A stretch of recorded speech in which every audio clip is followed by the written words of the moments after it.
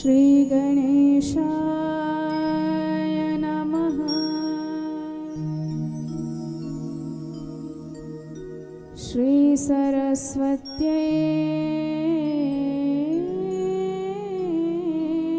नमः।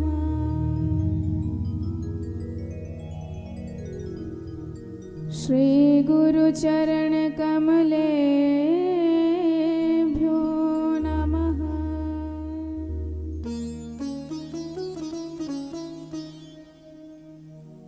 नमः परमहंसास्वादित चरण कमल।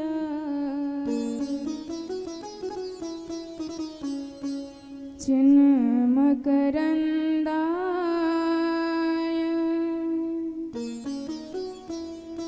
भक्त जनमानस निवासाय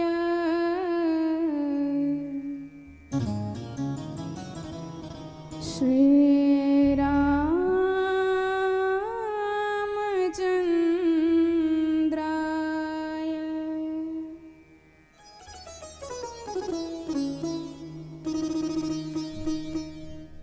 ध्येयं सदा परिभवग्नमभीष्टदोहम्।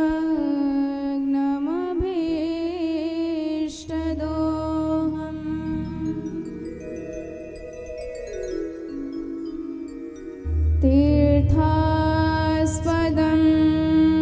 शिववीरिं चिनुतं शरण्यम्।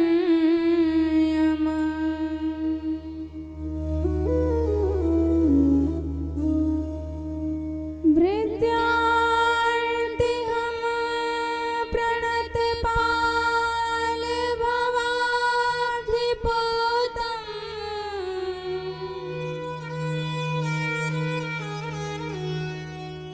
वन्दे महापुरुष ते चरणारविन्दम्।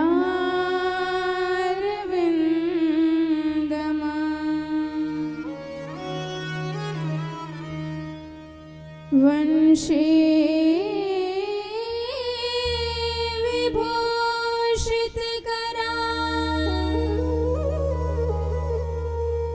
नवनीरदाभा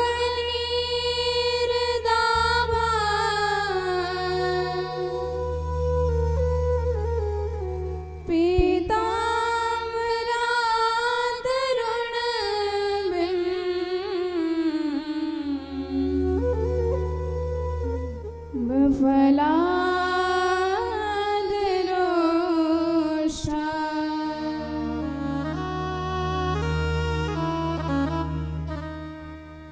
पूर्णेन्दु सुन्दर मुखादरविन्दनेत्रा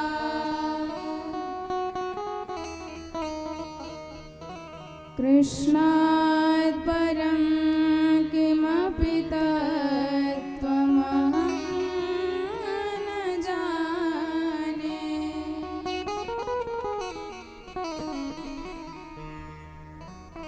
नारायणं नमस्कृत्य नरं चैव नरोत्तमं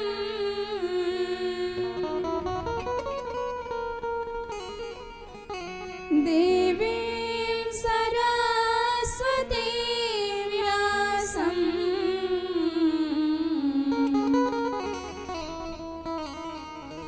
ततो जयमुदीरये।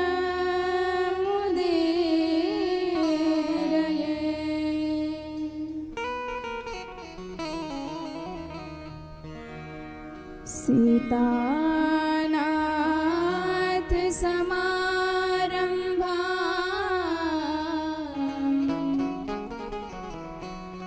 श्री रामानन्दार्य मध्यमा।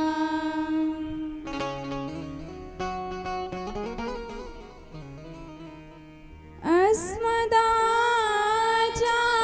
पर्यन्ता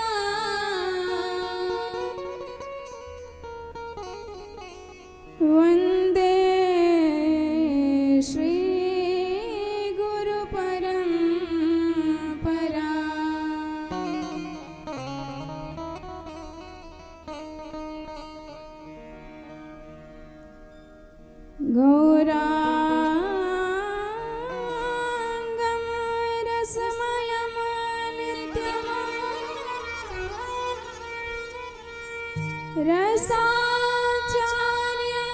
रसोसुखं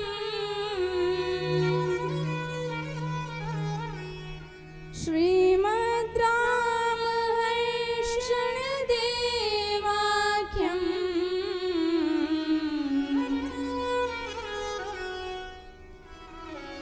सद्गुरुं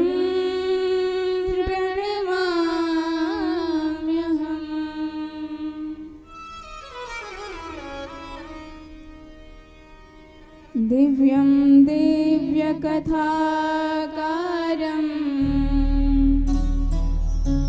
दिव्यतेजसमन्वितम्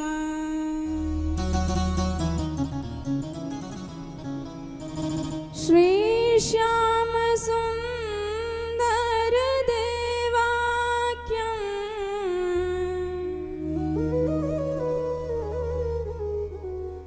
सद्गुरुं प्रणमाम्यहम्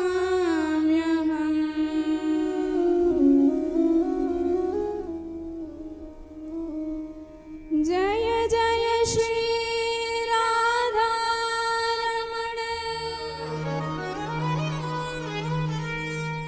जय जय नवल किशोर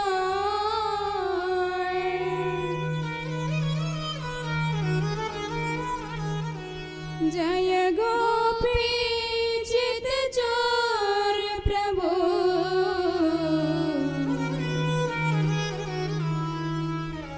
जय जय माखन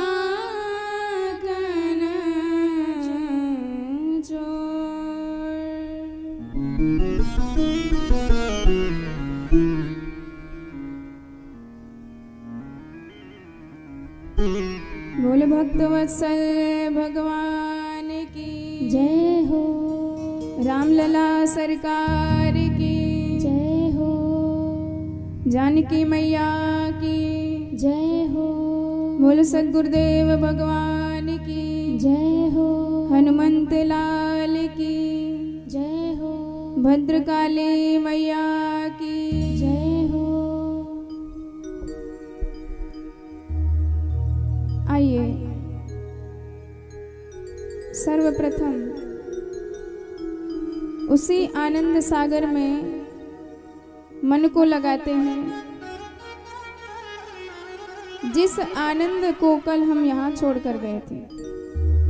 जो आनंद सिंधु सुख राशि आज यहाँ पर विहरण करेगा कथा के माध्यम से, उसी परम रस के स्वर रसमय सरकार के चरणार बिंदों में अपने मन को परम आनंद रस का पान कराते हैं। बधाई देते हुए बड़े भाव से चलिए आज हम सब अपने मन से भगवान की उस पावन सच्चिदानंदमय पुरी धाम अवध धाम में प्रवेश करते हैं और बड़े भाव से अवध बिहारी रामलला सरकार के प्राकट्य उत्सव का आनंद मनाते हैं। बोल रामलला सरकार की जय हो।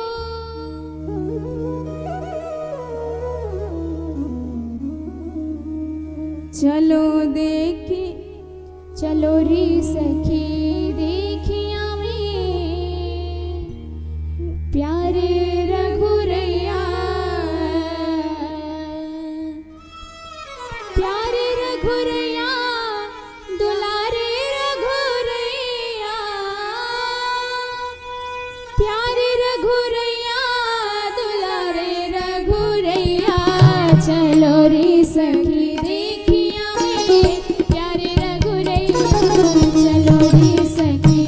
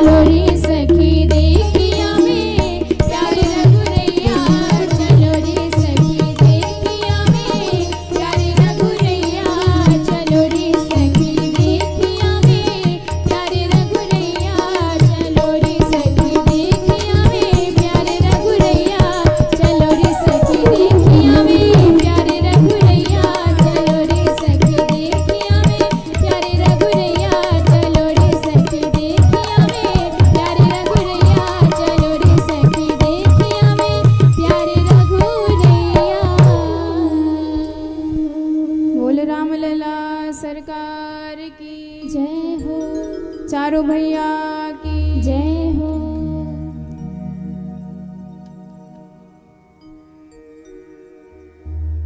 परम मंगलमय भगवत स्वरूप श्रीमद् राम कथा मंदाकिनी में अवगाहन करने से पूर्व अनंत कोटि ब्रह्मांड नायक परब्रह्म परात्पर जगदीश्वर जगन्नाथ सच्चिदानंद विग्रह भक्त वांछा कल्पतरु अकारण करुण करुणा वरुणालय दीनानाथ सर्व निखिल रसात्मक सार सर्वस्व आनंद निधान आनंद सिंधु भगवान के बाल स्वरूप को बारंबार प्रणाम। भगवान की कृपा से आयोजित इस परम मंगलमय लोककारिणी कथा में सम्मिलित होकर अपने जीवन को परम धन्य बना रहे आज के दिवस के हमारे यजमान परिकर एवं समस्त भगवत चरणानुरागी संत वैष्णव समुदाय श्रद्धामयी भक्तिमयी माताएं तथा समस्त विभूतियों को बारंबार सप्रेम हृदय से जय जय श्री सिया राम।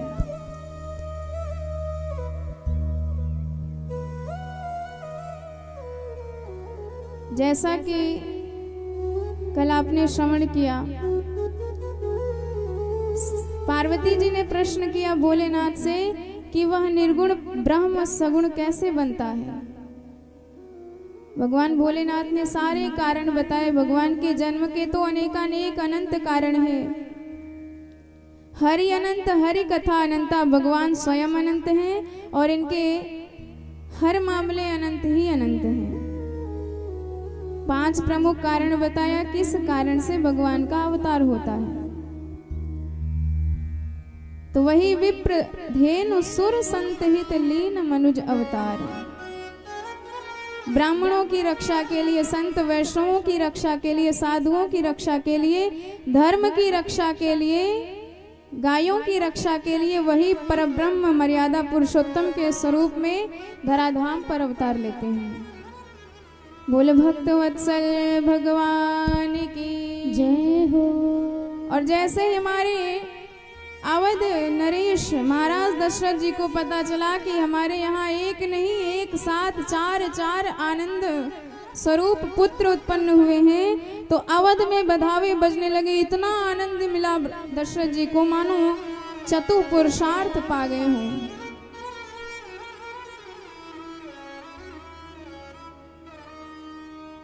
दशरथ पुत्र जन्म सुन काना मानव ब्रह्मा नंद समाना। दशरथ जन्म सुन काना दशरथ पुत्र जन्म सुन काना मानव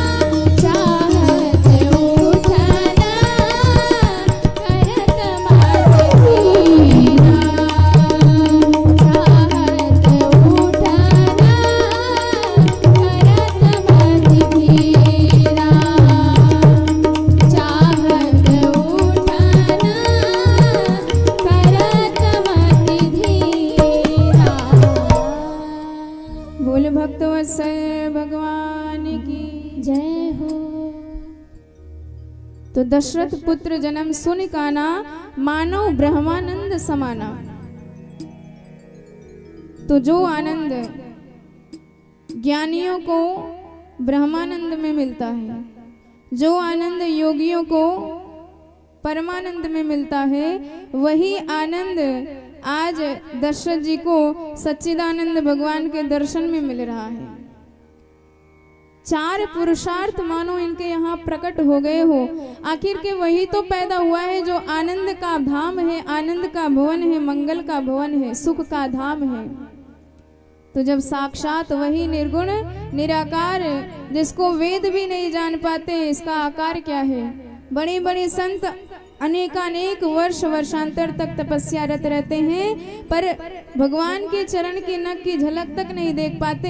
आज वही भगवान जब सगुण साकार विग्रह में बाल रूप में प्रकट हुआ है, तो मानो चारों तरफ आनंद का सागर लहरा रहा है।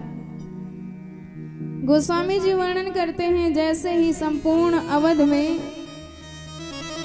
खबर मात्र फैली कि हमारे अवध धाम में राजकुमार भय हैं, और एक नहीं 4-4 भय हैं।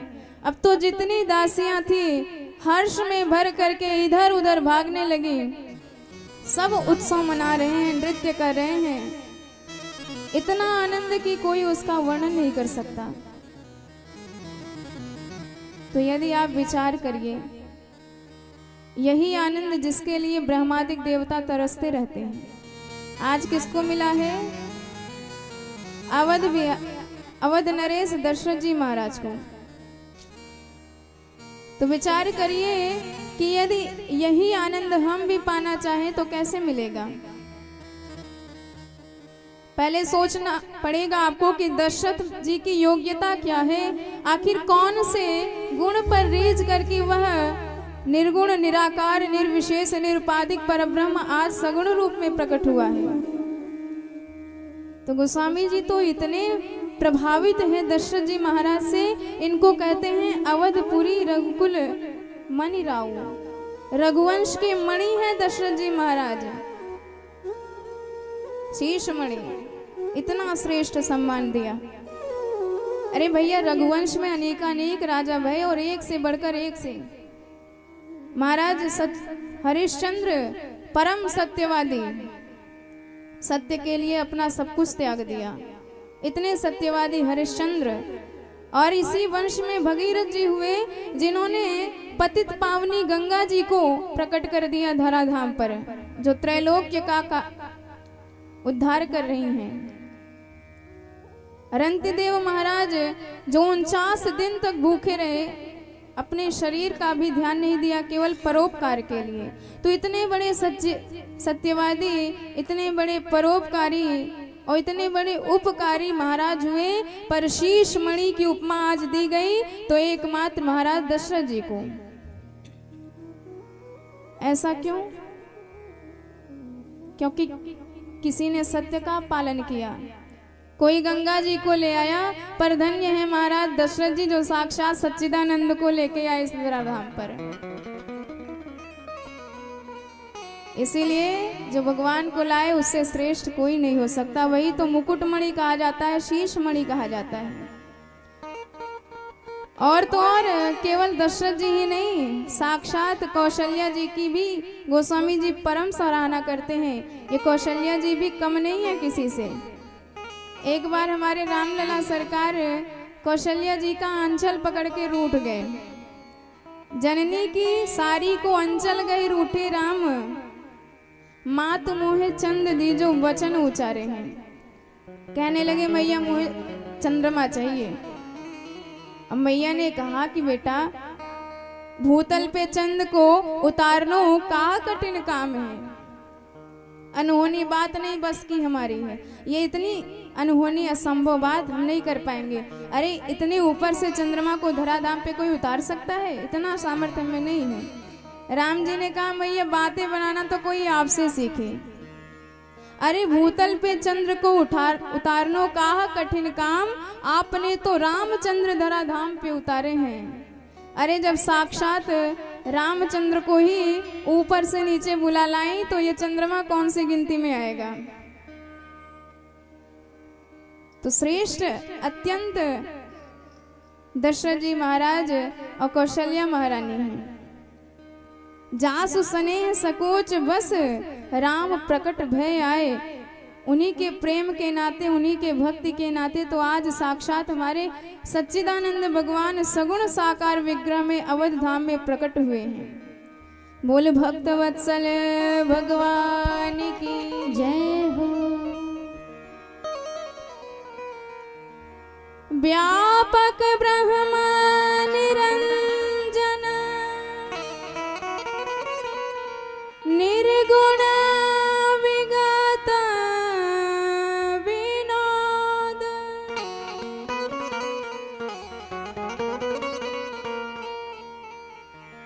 तो वही जो निर्गुण निराकार निर्विशेष निरुपाधिक बताया जाता है केवल प्रेम के नाते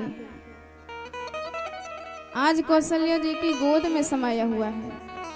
धन्य है ये कौशल्या मैया जो साक्षात भगवान को प्रकट करके धराधाम पे लाई है। दशरथ जी तो देख देख के आनंद में भर रहे हैं। हमने पूर्व जन्म में इन्हें नील सरोवर, नील मणि, नीलधर श्याम के रूप में देखा था और आज वही नील कमल जैसा इतना विशाल वप वाला कितनी थोड़ी सी आकृति ले करके छोटा सा बाल रूप बना करके मेरे सामने प्रकट हुआ है। इतने आनंद में भर गए महाराज दशरथ, इतने गदगद हो गए, कहने लगे कि जिनका नाम एक बार कोई ले ले तो उसके जन्म जन्मांतर के, युग युगांतर के, कल्प कल्पांतर के सारे पाप भस्मीभूत हो जाया करते हैं। वही करुणा वरुणालय आज मेरे घर में पुत्र के रूप में आया है। जाकर नाम सुनत शुभ होई, जाकर नाम सुनत शुभ होई, मोरे गृह आवा प्रभु सोई, मोरे गृह आवा प्रभु सोई, परमानंद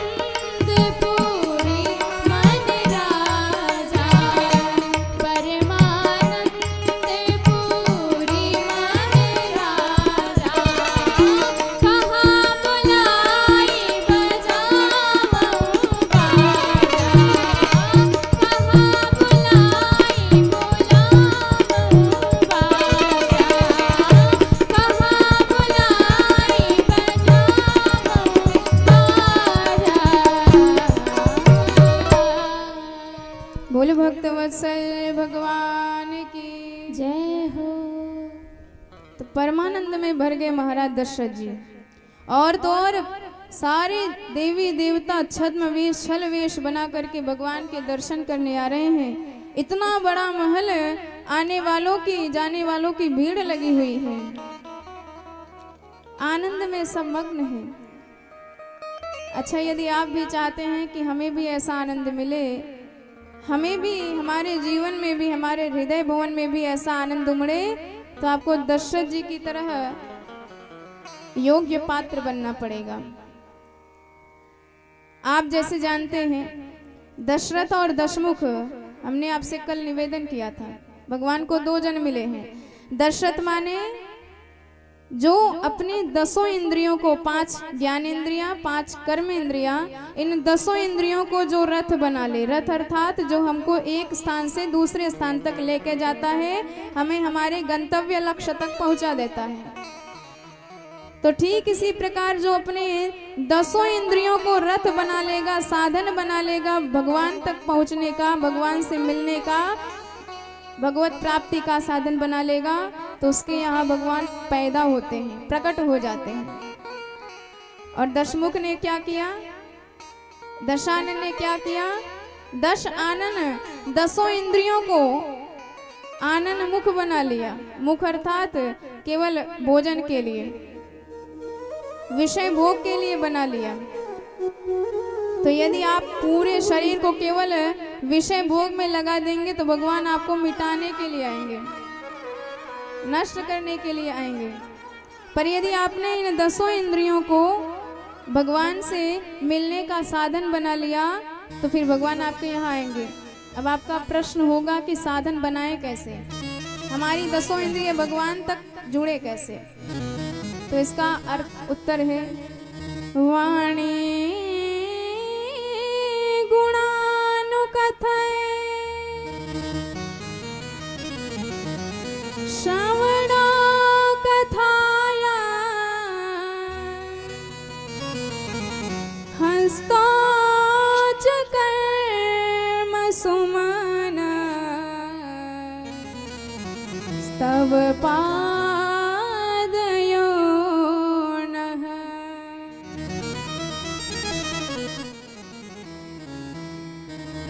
स्मृत्या चराचर गुरुम निवास जगत प्रणामो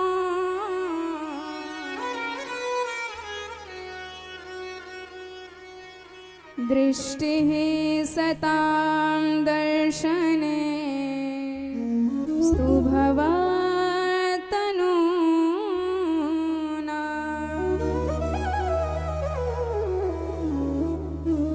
तो वाणी गुणानुकथय श्रवणो कथाया हस्तो च कर्मसु मनस्तव पादयोर्नः। हमारी वाणी भगवान के ही गुण गाए, हमारे कान भगवान की ही कथा सुने, हमारे हाथ भगवान की ही सेवा करें, हमारे पैर चल करके भगवान के मंदिर तक जाए, तीर्थ क्षेत्र तक जाए, और आंखों से सदा वही बाके बिहारी अवध बिहारी श्याम विग्रह स्वरूप दिखाई देता रहे,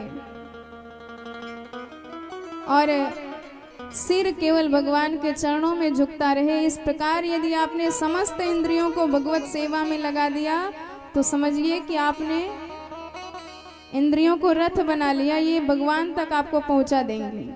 तो आप दशरथ बन गए तो दशरथ जी के यहाँ ही भगवान आते हैं। दशरथ का नाम है संयमी। वैसे तो हमारे कान कथा सुनना नहीं चाहते, वाणी भगवान के गुण गाना नहीं चाहते, हाथ भगवान की सेवा करना नहीं चाहते, लेकिन संयम की लगाम लगा करके आप उसको भगवान की तरफ मोड़िए। और रावण मतलब असंयम, तो भगवान संयम के यहाँ प्रकट होते हैं, असंयम को मिटाने आते हैं। अब पहली सीढ़ी तो आपने पार कर ली, दशरथ तो बन गए समझ लीजिए। लेकिन दशरथ जी की 3 रानियां हैं, कौशल्या जी, सुमित्रा जी और कैकेयी जी। देखिए हमारे तन की स्थिति है, शरीर की स्थिति है, बिना कुछ किए रह नहीं सकता, कुछ ना कुछ हमेशा करता रहेगा शरीर। इसीलिए इसको घट कहते हैं। घट माने मटका, मटकता रहता है, इसीलिए शरीर को घट कहा जाता है। तो शरीर से हम कुछ ना कुछ किए बिना रह नहीं पाते हैं, और बुद्धि स्तर पर कुछ ना कुछ जाने बिना रह नहीं पाते हैं, कुछ ना कुछ जानना अवश्य है। और मन के स्तर पर कुछ ना कुछ माने बिना रह नहीं सकते हैं। तो 3 निष्ठा हमको अपनानी पड़ेगी। तो यदि आप कुछ ना कुछ किए बिना नहीं रह सकते तो आप सत्कर्म करिए, सेवा करिए, धर्म करिए। और यदि कुछ ना कुछ माने बिना नहीं रह सकते तो आप भगवान को मानिए। भक्ति है यह, भगवान को मानना पराभक्ति कहा जाता है। और यदि आप कुछ ना कुछ जाने बिना नहीं रह सकते बुद्धि के स्तर पर, तो जानना ही है तो अपने अस्तित्व के बारे में जानो, भगवान के बारे में जानो कि हम कौन हैं, किस लिए आए हैं, हमारा क्या काम है, हमारा क्या कर्तव्य है, क्या अकर्तव्य है। तो यही 3 निष्ठा आपने अपना ली तो समझिए आपके दशरथ जी प्रत्येक रानी के साथ आपके हृदय भवन में प्रकट हो गए हैं। जग की सेवा खोज अपनी प्रीति प्रभु से कीजिए, जिंदगी का राज है यह जान कर जी लीजिए। इस प्रकार अब देखिए दशरथ जी की 3 रानियां थी, फिर भी राम जी नहीं आए। तो दशरथ जी ने क्या किया, उनके मन में ग्लानि हुई तो आपके मन में भी ग्लानि होनी चाहिए कि हमारी इतनी आयु बीत गई, हम इतने वर्ष के हो गए, हमारा इतना समय खत्म हो गया, पर अब तक भगवान नहीं मिले हमको, भगवान में प्रेम नहीं हुआ हमारा। तो ग्लानि करिए आप। तो ग्लानि हुआ दशरथ जी को। उसके बाद कहाँ गए? सीधे गए गुरुदेव के पास। तो आपने धर्म किया, सत्कर्म किया, भगवान के बारे में आप जान भी लिए, भक्ति भी जीवन में प्राप्त हो गई। लेकिन यदि आप गुरु के दरवाजे पर नहीं गए, गुरुदेव के शरण में नहीं गए, गुरुदेव से विनती नहीं किए, तब तक भगवान कभी नहीं मिलेंगे आपको, चाहे जितनी योग्यता हो। तो चरण लाग कर विनय विशाला, गुरुदेव के चरणों में प्रणाम करके बड़े भाव से कहा कि हे गुरुदेव, आज से मैं आपका हुआ, मैंने अपनी पूरी जिम्मेवारी आपके कंधों पर सौंप दी। तब गुरुदेव ने आश्वासन दिया कि धरहु दीर हुई है सुतचारी, त्रिभुवन विदित भगत भय हारी। महाराज दशरथ चिंता मत करिए, आपके यहाँ साक्षात परब्रह्म चतुर्व्यूह स्वरूप में अवतार लेंगे। तो इतनी योग्यता होने के बाद गुरुदेव के दरवाजे पर जाइए, शरणागति ग्रहण कर लीजिए, दीक्षा ले लीजिए उनसे। तो दीक्षा लेने के बाद फिर आगे की जिम्मेवारी हमारे गुरुदेव की है। अच्छा, एक बात और है, भगवान आए कैसे? जब अग्निदेव ने प्रकट होके खीर प्रदान किया तब, या हवि बाट देव ड्रिप जोई। तो खीर से क्या तात्पर्य है? देखिए, खीर में 3 सामग्री मिलती है। पहला दूध, दूसरा चावल, तीसरा शक्कर।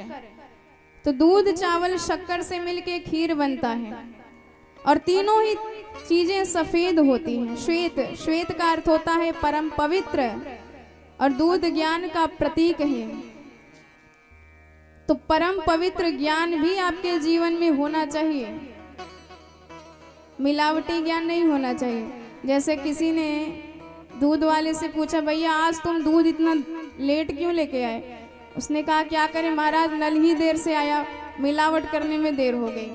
तो ऐसा मिलावटी ज्ञान नहीं चलेगा, आपका परम विशुद्ध शुद्ध ज्ञान होना चाहिए। अच्छा, दूध हो गया। अब दूसरे नंबर पे चावल की बारी। चावल कैसे पैदा होता है? कर्म से, परिश्रम से, मेहनत से। तो जब आपके जीवन में ज्ञान हो जाएगा और पवित्र कर्म भी हो जाएगा, क्योंकि सत्कर्म भी परम आवश्यक है भगवान की प्राप्ति के लिए। तो जब आपके जीवन में ज्ञान भी हो गया, सत्कर्म भी हो गया, पर भक्ति के बिना सब अधूरे। लाख ज्ञान भरा हो, लाख आप कर्म करते रहो, यज्ञ यज्ञादि करते रहो, पर भक्ति नाम की चीज नहीं, तो आपकी खीर बेस्वाद हो जाएगी। तो शक्कर अर्थात भक्ति, और भक्ति का काम क्या है? अपना अस्तित्व मिटा करके घुल जाते हैं खीर में। आप ढूंढ के भी शक्कर को नहीं निकाल सकते, पृथक नहीं कर सकते उससे। अच्छा, एक बात और है, दूध, चावल, शक्कर यदि पके ना तो घोल बन जाएगी।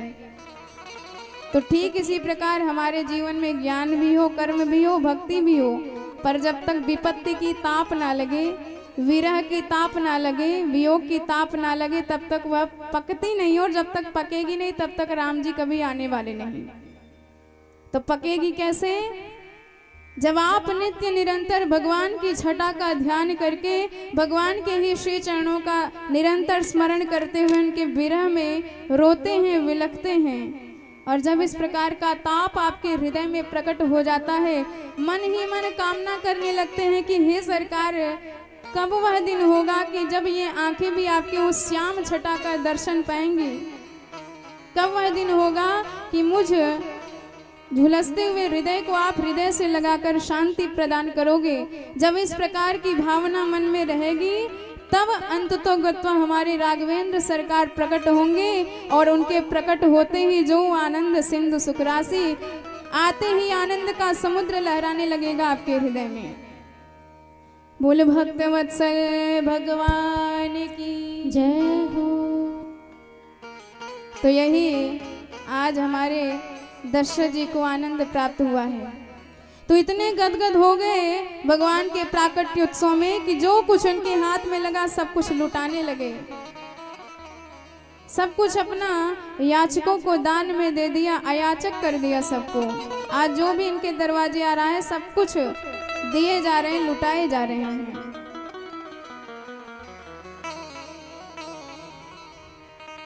सर्वस देना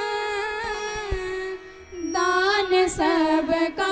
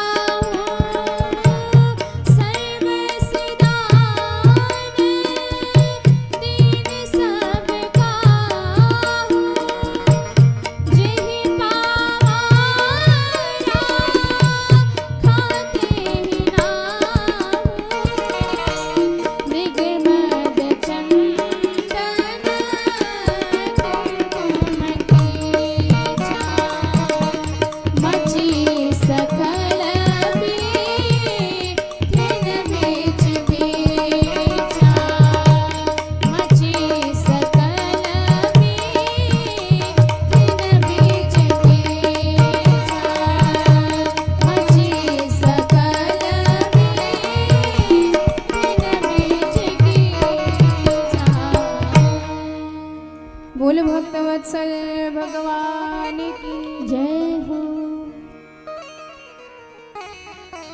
तो इस प्रकार हमारे दशरथ जी ने अपना सर्वस्व दान में दे दिया, अयाचक कर दिया सबको।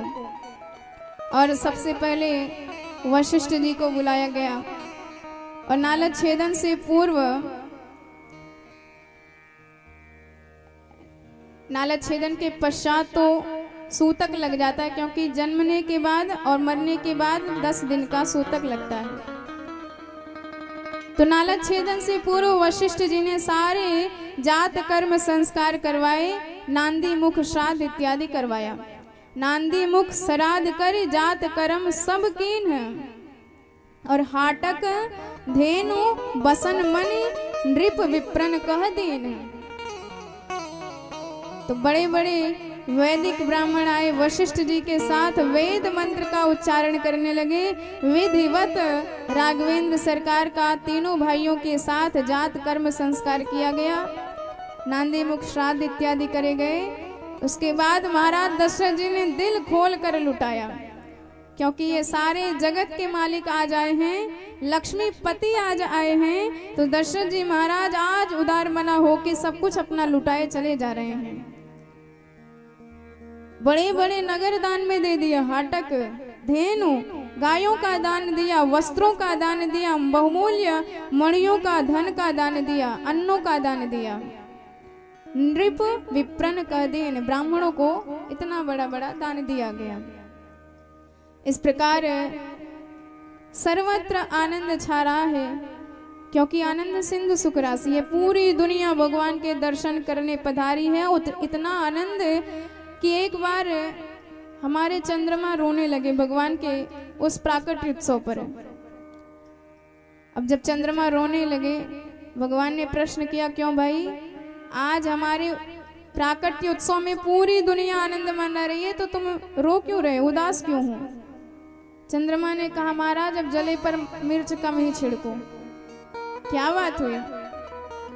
अरे एक तो आप आए हो सूर्य जी के वंश में, सूर्य वंश में पधारे हो, ऊपर से सूर्य जी के काल में पधारे हो दिन के समय, और तीसरे ये सूर्य जी महाराज ऐसे दर्शन करने डटे हैं कि हमको घुसने ही नहीं दे रहे। अब जब ये रथ लेके आगे से हटे तब हम भी आए, आपका दर्शन कर पाए, पर प्रभु ये तो हटने का नाम ही नहीं लेते। मास दिवस का दिवस पुनि मरम न जाने कोय, रथ समेत रवि था क्यों निशा कवन विधि होय। जब साक्षात सूर्य देव ही रथ के साथ आके टिक गए हैं कि हमारे वंश में प्रभु आएंगे हैं, तो हम तो इनका जी भर के दर्शन करेंगे। तो बताओ महाराज, जब ये सूर्य जी महाराज हटे तब तो हम आए, और तब तो रात हो, तब तो आपका दर्शन हम भी पाए। भगवान ने कहा ये बात है तो चिंता मत करो, क्योंकि हम हर्षण योग में आए हैं, और हर्षण योग में पूरी दुनिया को हर्षित करने आए हैं, आनंद प्रदान करने आए हैं, इसलिए जरा भी चिंता मत करो। भगवान ने कहा कि यदि इस बार इनके वंश में आए हैं तो अगली बार आपके वंश में आएंगे, इस बार इनके काल में आए हैं तो अगली बार आपके काल में आएंगे रात के वक्त, इस बार दिन के 12 बजे आए हैं तो अगली बार रात के 12 बजे आएंगे।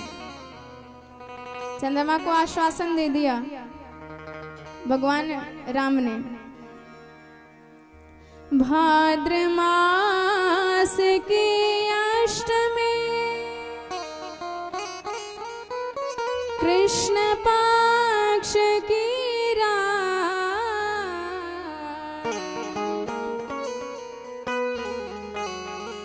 द्वापर में लई हो जन्म,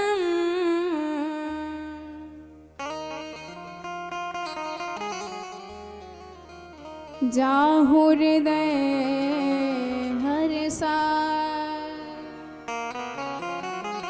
इसलिए चंद्रमा आप बिल्कुल रुदन मत करिए। हम इस बार 9वीं तिथि में आए हैं, अगली बार अष्टमी तिथि में आएंगे। द्वापर युग में हम चंद्रवंश में अवतार लेंगे रात के 12 बजे। भगवान ने आश्वासन दिया। अच्छा एक बात आप विचार करिए, प्रभु आए हैं 9वीं तिथि जिसे रिक्ता तिथि कहा जाता है। तो एक बार रिक्ता तिथि भगवान के पास रोती हुई पहुंची थी, सरकार आपने हमारा निर्माण क्यों किया? भगवान ने कहा क्यों, क्या हुआ? रिक्ता तिथि कहती है सरकार हमें वर्ज्य तिथि माना गया है, गुण के नजरिए से, मुहूर्त के नजरिए से हम अग्राह्य माने जाते हैं। बड़े बड़े ज्योतिषी, बड़े बड़े पंडित हमको बुरी तिथि मानते हैं, इसलिए कोई भी शुभ कार्य हमारे इस तिथि में नहीं होता है। भगवान ने कहा अच्छा तो ये बताओ कि तुम्हारा गुण क्या है? उसने कहा गुण क्या करे महाराज, नाम हमारा रिक्ता है। भगवान ने कहा रिक्ता मतलब खाली? उसने कहा हाँ। प्रभु ने कहा बस वही तो हम ढूंढ रहे थे। हमारे भगवान खाली भवन ही ढूंढते हैं, जो खाली होता है उसी में फिर सरकार जबरदस्ती घुसपैठ करते हैं, उसी में कब्जा जमाते हैं, और जब तक हृदय खाली ना हो तब तक सरकार घुसने वाले नहीं, चाहे जितना बुलाओ। भगवान ने कहा जब यदि तुम खाली हो तो फिर हमारे योग्य तुम ही हो, हम तुम्हारे ही दिन में आएंगे। और भगवान फिर उसी 9वीं तिथि को प्रकट हुए और उसे परम धन्य बना दिया और परम श्रेष्ठ बना दिया, विशेष बना दिया। बोले भक्त वत्सल भगवान की जय हो। 9 अंक की एक और विशेषता है, आप 9 अंक का पहाड़ा पढ़ते जाओ और फिर उसके अंकों को जोड़ो तो आपको अंतिम में केवल 9 मिलेगा। जैसे 9 का पहाड़ा पढ़ो आप, 9 एकम 9 और 9 दूनी 18, 18 को जोड़ो आपस में, 1 और 8 9 और 9 तियां 27, 27 को जोड़ो 7 2 9 और 9 चौका 36, 6 3 9। तो आप ऐसे घर में जाके हिसाब लगा लेना, सब कुछ 9 ही 9 आएगा, चाहे जितना पहाड़ा पढ़ते जाओ आप। और तो और 9 में किसी भी अंक का आप गुणा कर दो और उसको जोड़ो तब भी 9 ही आएगा, जाके घर में आप हिसाब लगाइएगा। तो हमारे मानो कहना चाहते हैं प्रभु 9वीं तिथि में आकर कि हम सदा एक रस हैं। राज्य मिला तो हर्ष नहीं, राज्य गया तो गम नहीं, सब में एक रस है, सुख दुख में समान है, मान अपमान में समान है। इसलिए प्रभु शिक्षा देते हैं कि चाहे जैसी परिस्थिति आए, चाहे सुख हो, चाहे दुख हो, चाहे मान हो, चाहे अपमान हो, चाहे जो परिस्थिति हो, हर परिस्थिति में सदा एक रस रहना सीख जाओ। इसलिए गोस्वामी तुलसीदास जी कहते हैं ऐसे राम जी से प्रेम क्यों नहीं करते जो सदा एक रस रहते हैं। तुलसी प्रीत रघुनाथ से क्यों नहीं करत निसंक, घटे न बढ़े रहे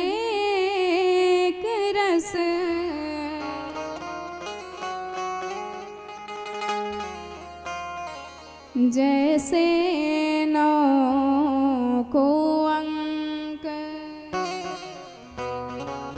तो जैसे 9 का अंक घटता बढ़ता नहीं है, पूर्ण माना जाता है, ऐसे हमारे राघवेंद्र सरकार सदा एक रस एक आनंद में। तो भगवान ने चंद्रमा को आशीर्वाद दिया, चिंता मत करो। चंद्रमा ने कहा वो तो ठीक रहा महाराज, पर अब आप एक युग के बाद आओगे, इतने देर बाद, पर आज का क्या? भगवान ने कहा चिंता मत करो, आज के लिए भी आशीर्वाद दे ही देते हैं। भगवान ने कहा कि हम तुम्हें ये आशीर्वाद देते हैं, इस जन्म में हम तुम्हें यह उपहार देते हैं अपनी तरफ से कि हमारा नाम जो कोई भी लेगा, हमारे नाम के बाद आपका नाम भी साथ में जरूर लेगा। रखियो नहीं सूरज कला संग में, यद्यपि सूरज वंश हमारो, चंद्र रहेगो चहु जुग में, इस राम के साथ में नाम तिहारो। और हमारे सरकार का परिपूर्ण नाम है श्री रामचंद्र सरकार। बोले रामचंद्र सरकार की जय हो। तो चंद्रमा का नाम और जुड़ गया भगवान के नाम में। चंद्रमा परम गदगद जय हो प्रभु, आप साक्षात सबको आनंद देने आए हैं। तो इसलिए मास दिवस भा दिवस कर, 1 महीने का पूरा दिन हो गया। आनंद उत्सव में सब इतने निमग्न हैं कि किसी को पता ही नहीं चल रहा है कि समय जा रहा है कि नहीं जा रहा है। और तब सूर्यदेव बारंबार भगवान की विनती करते हुए, भगवान का दर्शन प्राप्त करते हुए, तब गुणगान करते हुए अपने धाम को गए। और यह रहस्य कोई नहीं जान पाया। यह रहस्य का नहीं जाना, यह रहस्य का नहीं जाना, दिन मन चले करत गुण गाना, दिन मन चले करत गुण गाना। यह रहस्य का नहीं जाना, यह रहस्य का नहीं जाना,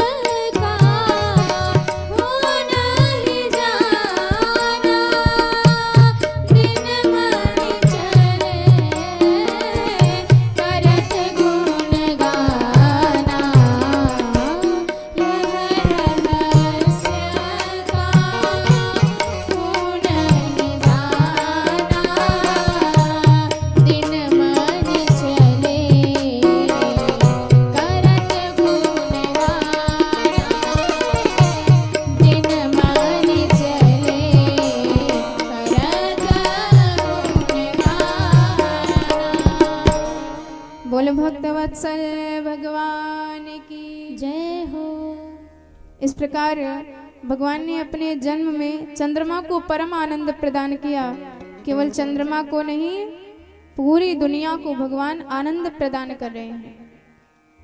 4 पुत्र के रूप में चारों कुमार अपनी माताओं के और महाराज दशरथ जी के गोद में विराजमान हैं। गोस्वामी जी इसके बाद वर्णन करते हैं कि हमारे भोलेनाथ बाबा को जब जब पता चलता है कि हमारे परम प्रियतम प्रेमास्पद सरकार अवतार लिए हैं, तो जो भोलेनाथ के परम इष्ट देव हैं, हृदय से भी प्यारे हैं, जिन राघवेंद्र सरकार के लिए अपनी अर्धांगिनी तक का त्याग कर दिया था, ऐसे भोलेनाथ भगवान जब जब इनको पता चलता है तब तब भगवान के दर्शन करने पधारते हैं। और चूंकि आपको बताया भी था हमने कि भोलेनाथ भगवान साक्षात भवानी जी को कथा सुना रहे हैं, तो तुलसीदास जी कहते हैं कि कथा सुनाते सुनाते भोलेनाथ ने भवानी जी से कहा, जब जन्मोत्सव की कथा सुना रहे थे भवानी जी को, सुनाते सुनाते कहा कि पार्वती एक हमारी भी बात सुन लो। गौरी जी ने कहा कौन सी बात? भोलेनाथ ने कहा कि हम भी अपनी एक चोरी बताते हैं आपको। अब जब ये बात सुनी पार्वती जी भौचक्की रह गई, महाराज आप भी चोरी करते हो? बोले हाँ हम भी चोरी करते हैं। अब क्या करें, जब हमारे प्रियतम हमारे सामने हैं तो दर्शन करने के लिए कुछ ना कुछ तो करना ही पड़ेगा। तो भोलेनाथ बड़े भाव से अपनी यह कथा पार्वती जी को सुनाते हैं कि कैसे हम भी वेश बदल करके अपने भगवान का दर्शन करने अवध नगरी गए थे। और एक कहानी जय छोड़ी, और एक कहानी जय छोड़ी, सुनु गिरिजा तीरमती तोरी, सुनु गिरिजा तीरमती तोरी, काकभूषण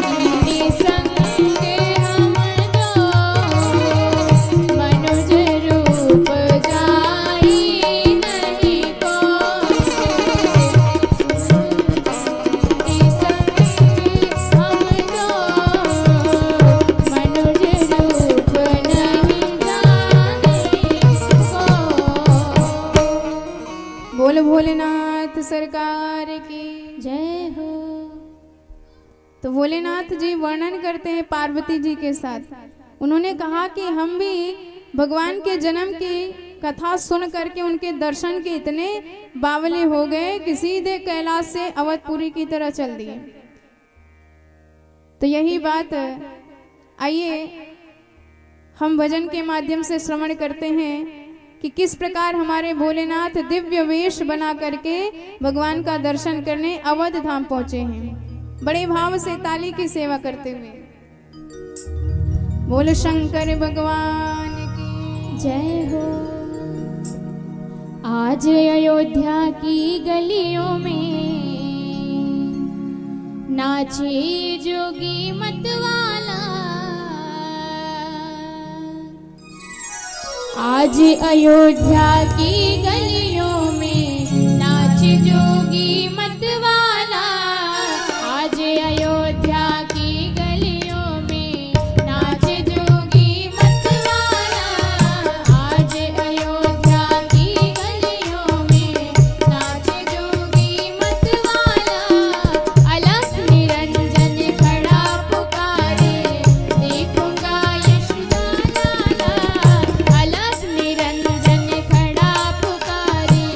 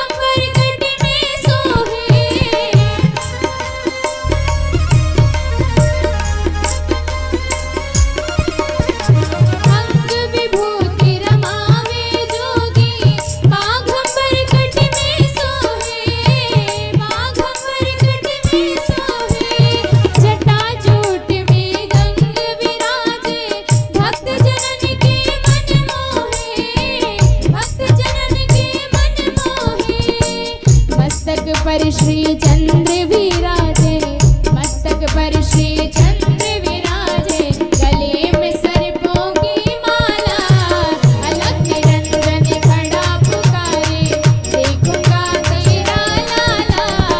आज अयोध्या की गलियों में नाच जोगी मतवाला, अलग निरंजन खड़ा पुकारे, देखूंगा दशरथ लाला, अलग निरंजन खड़ा पुकारे, देखूंगा यशोदा लाला।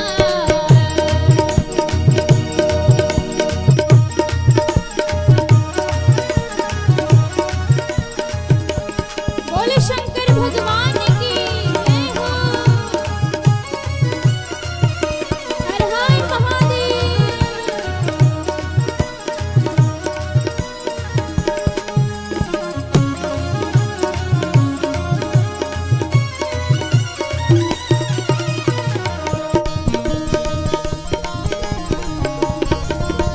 बोले नंदेश्वर महादेव की जय हो।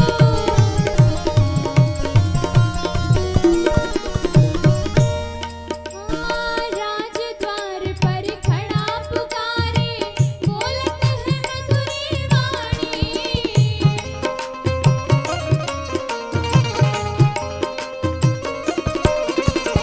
अपने सुत को दिखा दे मैया, ये जोगी मन में ठानी, ये जोगी मन में ठानी, ये जोगी मन में ठानी।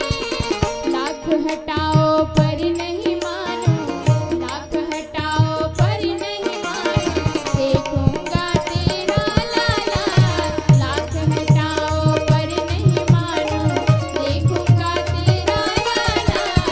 आज अयोध्या की गलियों में नाच जोगी मतवाला, अलग निरंजन खड़ा पुकारे, देखूंगा दशरथ लाला, अलग निरंजन खड़ा पुकारे, देखूंगा दशरथ लाला।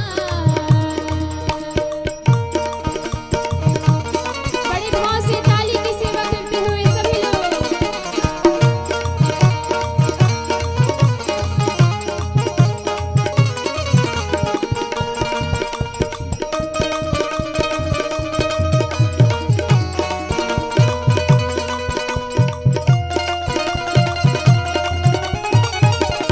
जय हो।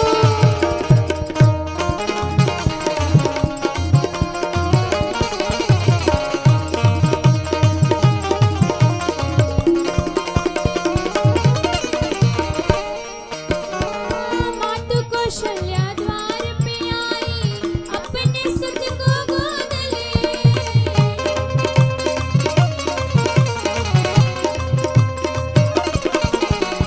मातु कौशल्या द्वार पे आई, अपने सुत को गोद ले, अपने सुत को गोद ले। अति विभोर हो शिव जोगी ने, काल रूप के दर्श किए, काल रूप के दर्श किए। चले सुमिरते राम नाम को, चले सुमिरते राम नाम को, कैलाशी काशी वाला। चले सुमिरते राम नाम को, कैलाशी काशी वाला, अलग निरंजन खड़ा पुकारे, देखूंगा दशरथ लाला, अलग निरंजन खड़ा पुकारे, देखूंगा दशरथ लाला। आज गोकुला की गलियों में नाच जोगी मतवाला, आज गोकुला की गलियों में नाच जोगी मतवाला, अलग निरंजन खड़ा पुकारे, देखूंगा दशरथ लाला, अलग निरंजन खड़ा पुकारे, देखूंगा दशरथ लाला।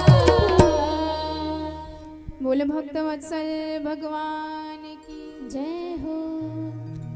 तो भोलेनाथ वर्णन करते हैं पार्वती जी से कि पार्वती हम भी राघव सरकार का दर्शन करने अवध धाम पधारे, और हम ज्योतिषी का वेश बनाए अवध धाम जा तो रहे थे, पर इधर उसने हमें देखा, हमने उसे देखा, और दोनों ने एक दूसरे को देखा और जान पहचान निकल आई ये दूसरा कौन था? काकभूषुंड जी महाराज। और जैसे इनका दर्शन किया भोलेनाथ परम गदगद हो गए, कहने लगे जय हो महाराज, अरे आपको कौन रोक सकता है? हम यदि किसी विशेष जगह पर बिना पास के जाए तो रोके जा सकते हैं, पर काकभूषुंड जी जो साक्षात कौवा का स्वरूप है जिनका, तो उन्हें कौन रोक सकता है? ये उड़ के चाहे जहां चले जाए, इन्हें किसी प्रकार के पासपोर्ट की आवश्यकता नहीं है।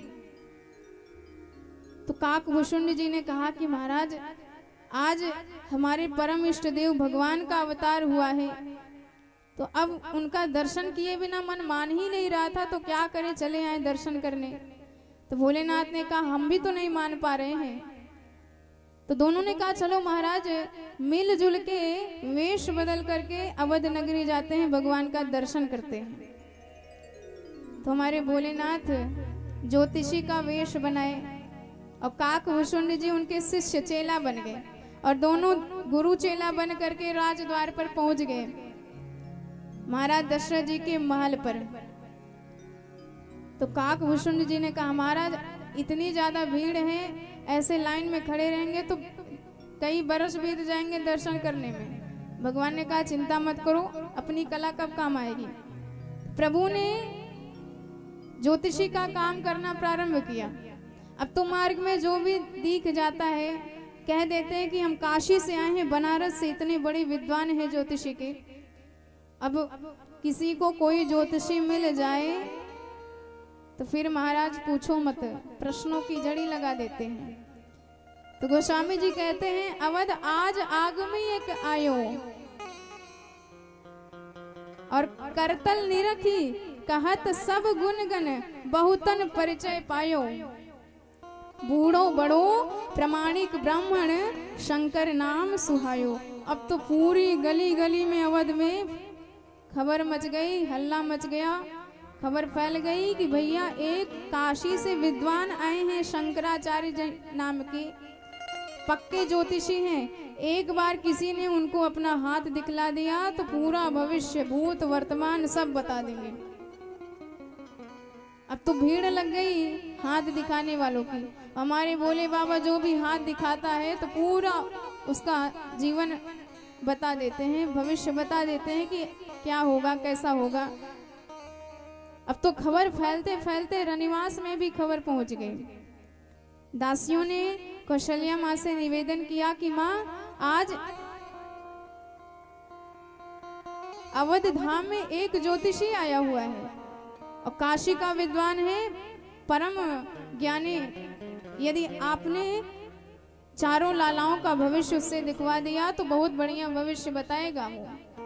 अब जब ये बात सुनी कौशल्या मैया ने तो उनकी तो परम गदगद हृदय से इच्छा थी कि हमारे लाला के भविष्य कोई बतावे, कोई श्रेष्ठ ज्ञानी ज्योतिषी हो। तो आदेश दिया जाओ लेके आओ महाराज जी को। दासियां आई, निवेदन किया महाराज जी आपको राजद्वार पर मैया ने बुलाया है, महल के भीतर चारों लालाओं का भविष्य दिखवाना है, शीघ्र चलिए। अब तो भोलेनाथ परम गदगद हो गए और जैसे ही अपने चेला के साथ भीतर जाए लग गए, तुरंत दासियों ने रोक दिया महाराज हम केवल एक लोक की माता से आज्ञा लेके आई हैं, इसलिए केवल आप चलो, अपने चेला को यहीं छोड़ो। भोलेनाथ ने कहा कि ये तो बड़ी गलीमत है कि केवल एक जन की ही आज्ञा मिल गई, चलो जिसको मिल रहा है दर्शन का लाभ वही कम से कम उठा ले। तो जैसे काकभूषुंड जी को छोड़ के जाने लगे, अब काकभूषुंड जी इतने घबरा गए, उन्होंने इशारे में कहा भोलेनाथ ये गड़बड़ काम मत करना, नहीं तो यदि आज हमने दर्शन नहीं पाए और आपको दर्शन मिल गए तो हम आपकी सारी पोल पटरी पूरे अवध धाम में खोल देंगे। अब तो शंकर जी की धड़कन तेज भई, ना तो ये खुद दर्शन लेगा और ना ही हमें लेने देगा। भोलेनाथ ने कहा कि क्या किया जाए।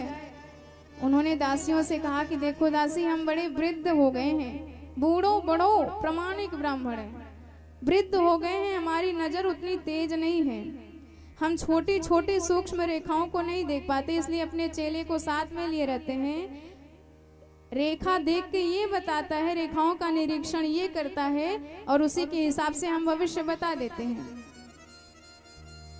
इसलिए महाराज से आप निवेदन कर दीजिए, यदि भविष्य दिखवाना हो तो हमारे चेले को भी साथ में आना पड़ेगा, क्योंकि जब तक ये रेखा नहीं देख के बताएगा मैं भविष्य कैसे बताऊंगा। दासियों ने कहा अच्छा ये बात है तो चलो ठीक है, निवेदन कर देती हूँ भीतर। दासियां गई, कौशल्या माँ से निवेदन किया, माँ उसके साथ एक चेला भी आया हुआ है और रेखाएं वही देखेगा, वो तो केवल भविष्य बताते हैं। कौशल्या माँ ने कहा तो इसमें कौन सी बात हो गई, जाओ दोनों को बुला के लाओ। अब तो दोनों को बड़े भाव से बुला करके लाई और जैसे ही भोलेनाथ का ज्योतिषी स्वरूप में दर्शन किया तो ब्राह्मण हैं, कौशल्या मैया अन्य दोनों रानियों के साथ आई, बड़े भाव से ब्राह्मण की चरण पखार कर सेवा करी, वस्त्र इत्यादि दान में दिया, आसन दिया, चरण सेवा करी और तब बैठा करके अपने चारों लालाओं को लेकर के आई। पाय पखारी पूज दियो आसन, असन वसन पहिरायो, संग सुशिष्य देख कौशल्या भीतर भवन बुलायो। और इस प्रकार से जैसे ही चारों लाला हमारे भोलेनाथ सरकार के पास में आए, मेल्यो चरण चार्यो सुत माथे हाथ धरायो। मैया ने कहा कि महाराज सिर पे हाथ रखो, ऐसे नहीं आशीर्वाद देना है। और जैसे ही राघव सरकार का छोटे से बच्चे के रूप में दर्शन किया, हमारे भोलेनाथ जी महाराज ने इतने गदगद हो गए, पहचान गए ये निर्गुण निराकार निर्विशेष निरुपाधिक निरुपम परब्रह्म, देखो तो कैसे बाल स्वरूप में आज दर्शन दे रहा है। धन्य है मेरा सौभाग्य कि आज अपने प्यारे इष्ट देव को इस स्वरूप में देख रहा हूँ। सकुचारे हैं महाराज भोलेनाथ की कैसे इनको आशीर्वाद दूं, ये तो हमारे परम प्रिय इष्ट देव हैं। पर हमारे राम जी ने इशारे में कहा कि भोलेनाथ संकोच मत करो, आखिर के इस वेश में आए हो, ब्राह्मण वेश में, आशीर्वाद तो देना ही पड़ेगा। जिस वेश में रहो वही चरित्र भी निभाना पड़ता है, वही व्यवहार भी करना पड़ता है। तो आपने संकोच हमें आशीर्वाद दीजिए, आप तो मेरे रामेश्वर प्रभु हो। तो माथे हाथ धरायो। अब भोलेनाथ ने सिर पे हाथ धर के चारों कुमारों को आशीर्वाद दिया और नख से शिखा तक भगवान का सौंदर्य निहार करके परम गदगद हो गए भोलेनाथ भगवान। नख सिख बाल बिलोक विप्रगण, पुलक नयन जल छाए, इतने आनंद में भर गए, इतने पुलकित हो गए कि नैनों से अश्रु बहने लगे, अश्रु प्रवाहित होने लगे। पहचान गए कि ये तो मेरे सरकार हैं, जिनको वेद नेति नेति कहकर पुकारते हैं, जिनका कोई पार नहीं पाता है। सरस्वती मैया हार मान लेती हैं, हजारों शेष हार मान जाते हैं। वेद कहती है कि ना इति, अंत में कह देती है इद मिथम। हमारी औकात ही नहीं है कि हम इनके बारे में बता पाए। आज वही सगुण साकार विग्रह में प्रकट हुआ है। रूपम यत्तद प्राहुर्व्यक्ति माध्यम, ब्रह्म ज्योति निर्गुणम निर्विकारम, सत्ता मात्रम निर्विशेषम निरेहम,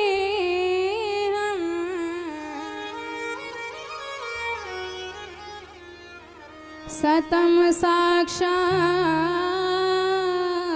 विष्णुरध्यात्मदीपः।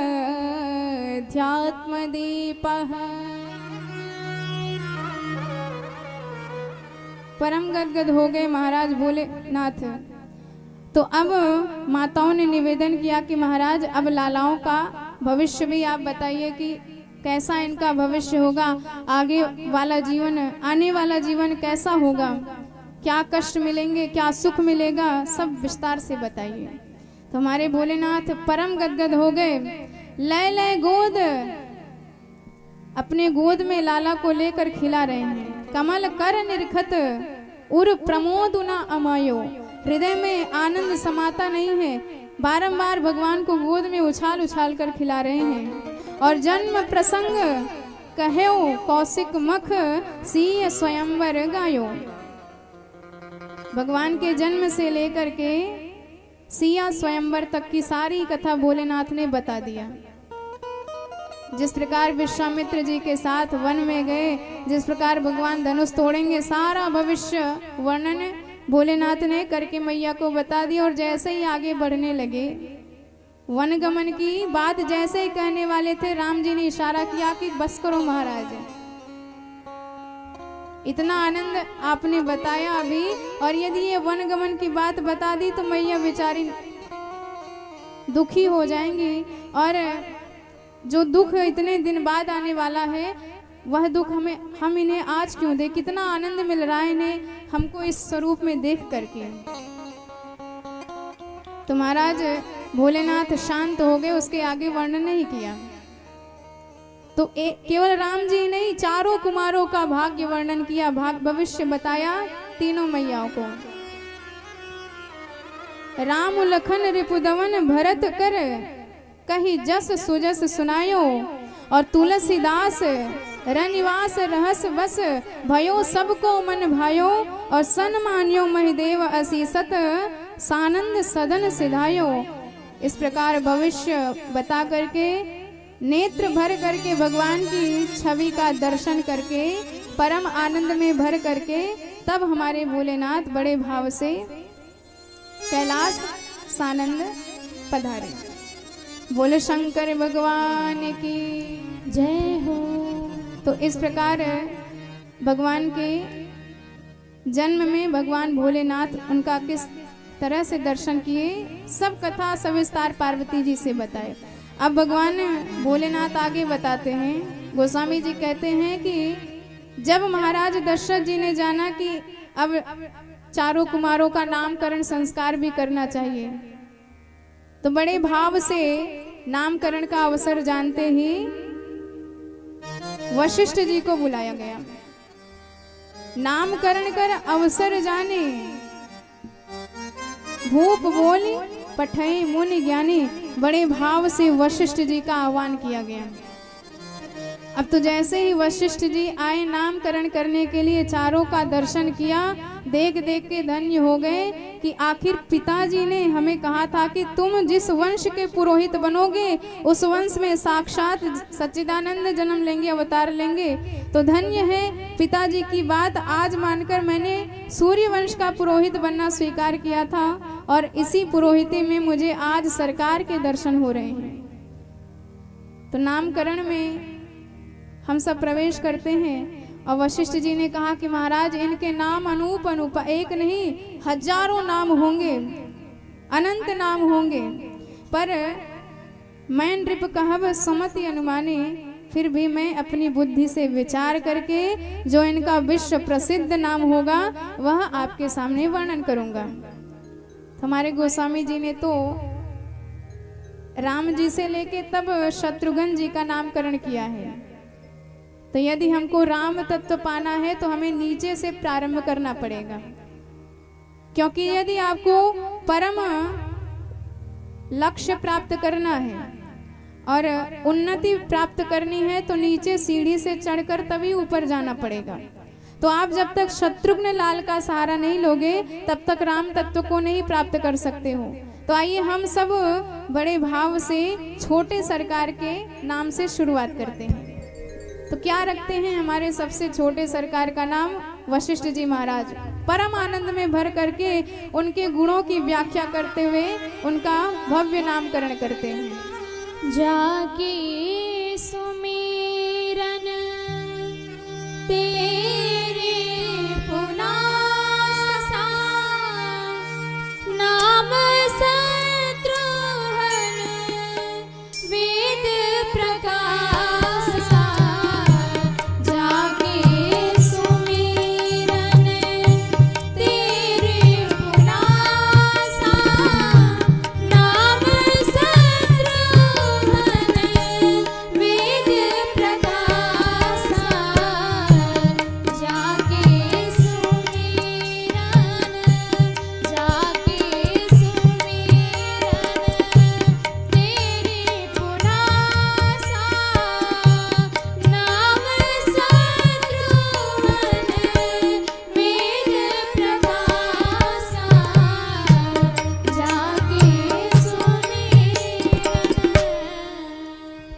शत्रुघ्न लाल की जय हो। तो सबसे छोटे कुमार का नाम रखते हैं शत्रुघ्न।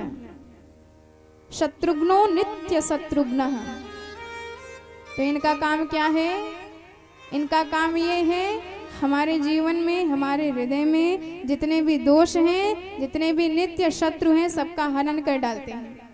पर भैया जरा आप विचार करें, पूरे रामचरितमानस में, पूरे रामचरित्र में, पूरे राम कथा में हमारे शत्रुघ्न लाल जी कहीं भी लड़ते भिड़ते दिखाई नहीं दिए, एकदम संत मौनी बाबा।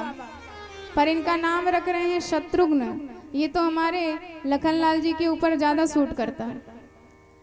पर गोस्वामी जी कहते हैं नित्य शत्रु, जो हमारे नित्य शत्रु हैं, हमारे नित्य शत्रु हैं काम, क्रोध, मद, लोभ, छल, कपट, ईर्ष्या, द्वेष।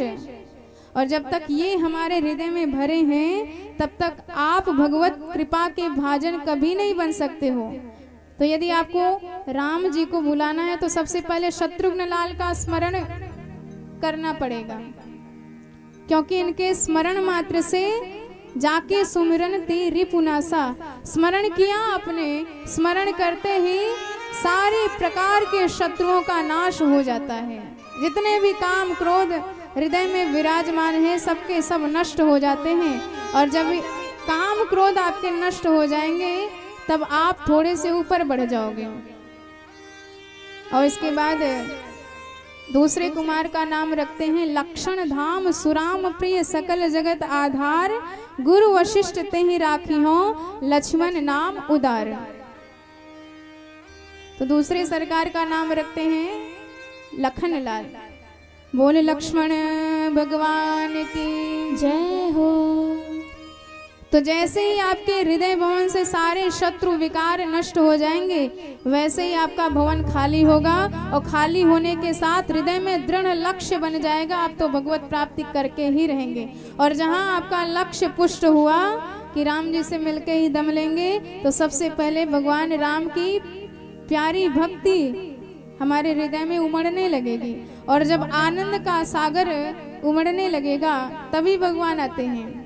तो रस भरत, रस कैसे भरेगा? तीसरे नंबर के सरकार से आपको यह शिक्षा मिलेगी। तो आइए श्रवण करते हैं हमारे गुरुदेव वशिष्ठ तीसरे नंबर के सरकार का नाम क्या रखते हैं। विश्व भरण पोषण कर जोई, विश्व भरण पोषण कर जोई, ताकर नाम भरत अस होई, ताकर नाम भरत अस होई, विश्व भरण पोषण कर जोई, ताकर नाम भरत अस होई, विश्व भरण पोषण कर जोई, ताकर नाम भरत अस होई। बोले भरत लाल की। जय हो। तो इनका नाम रखते हैं भरत। और जैसे ही आपके हृदय में लक्ष्य पुष्ट हुआ कि अब तो हम राम जी के दास बन के ही दम लेंगे, और जब यह लक्ष्य पुष्ट हो गया तो आपके हृदय में रस भरने लगेगा। कौन सा रस? आनंद का रस। हमारे क्षीर सागर में विहरण करने वाले सरकार, इनको सूखा सूखा अच्छा नहीं लगता। जब तक आपके हृदय में आनंद का सागर लहराएगा नहीं, तब तक जो आनंद के सिंधु सुख राशि हैं वो आपके हृदय भवन में कभी प्रकट नहीं होने वाले। तो जैसे ही भरत जी का ध्यान किया, हृदय में रस भरा, आनंद लहराने लगा और अब हमारे सरकार प्रकट हो जाएंगे। जो आनंद सिंधु सुख राशि, जो आनंद सिंधु सुख राशि, जो आनंद सिंधु सुख राशि, सीकर त्रैलोक सुपासी,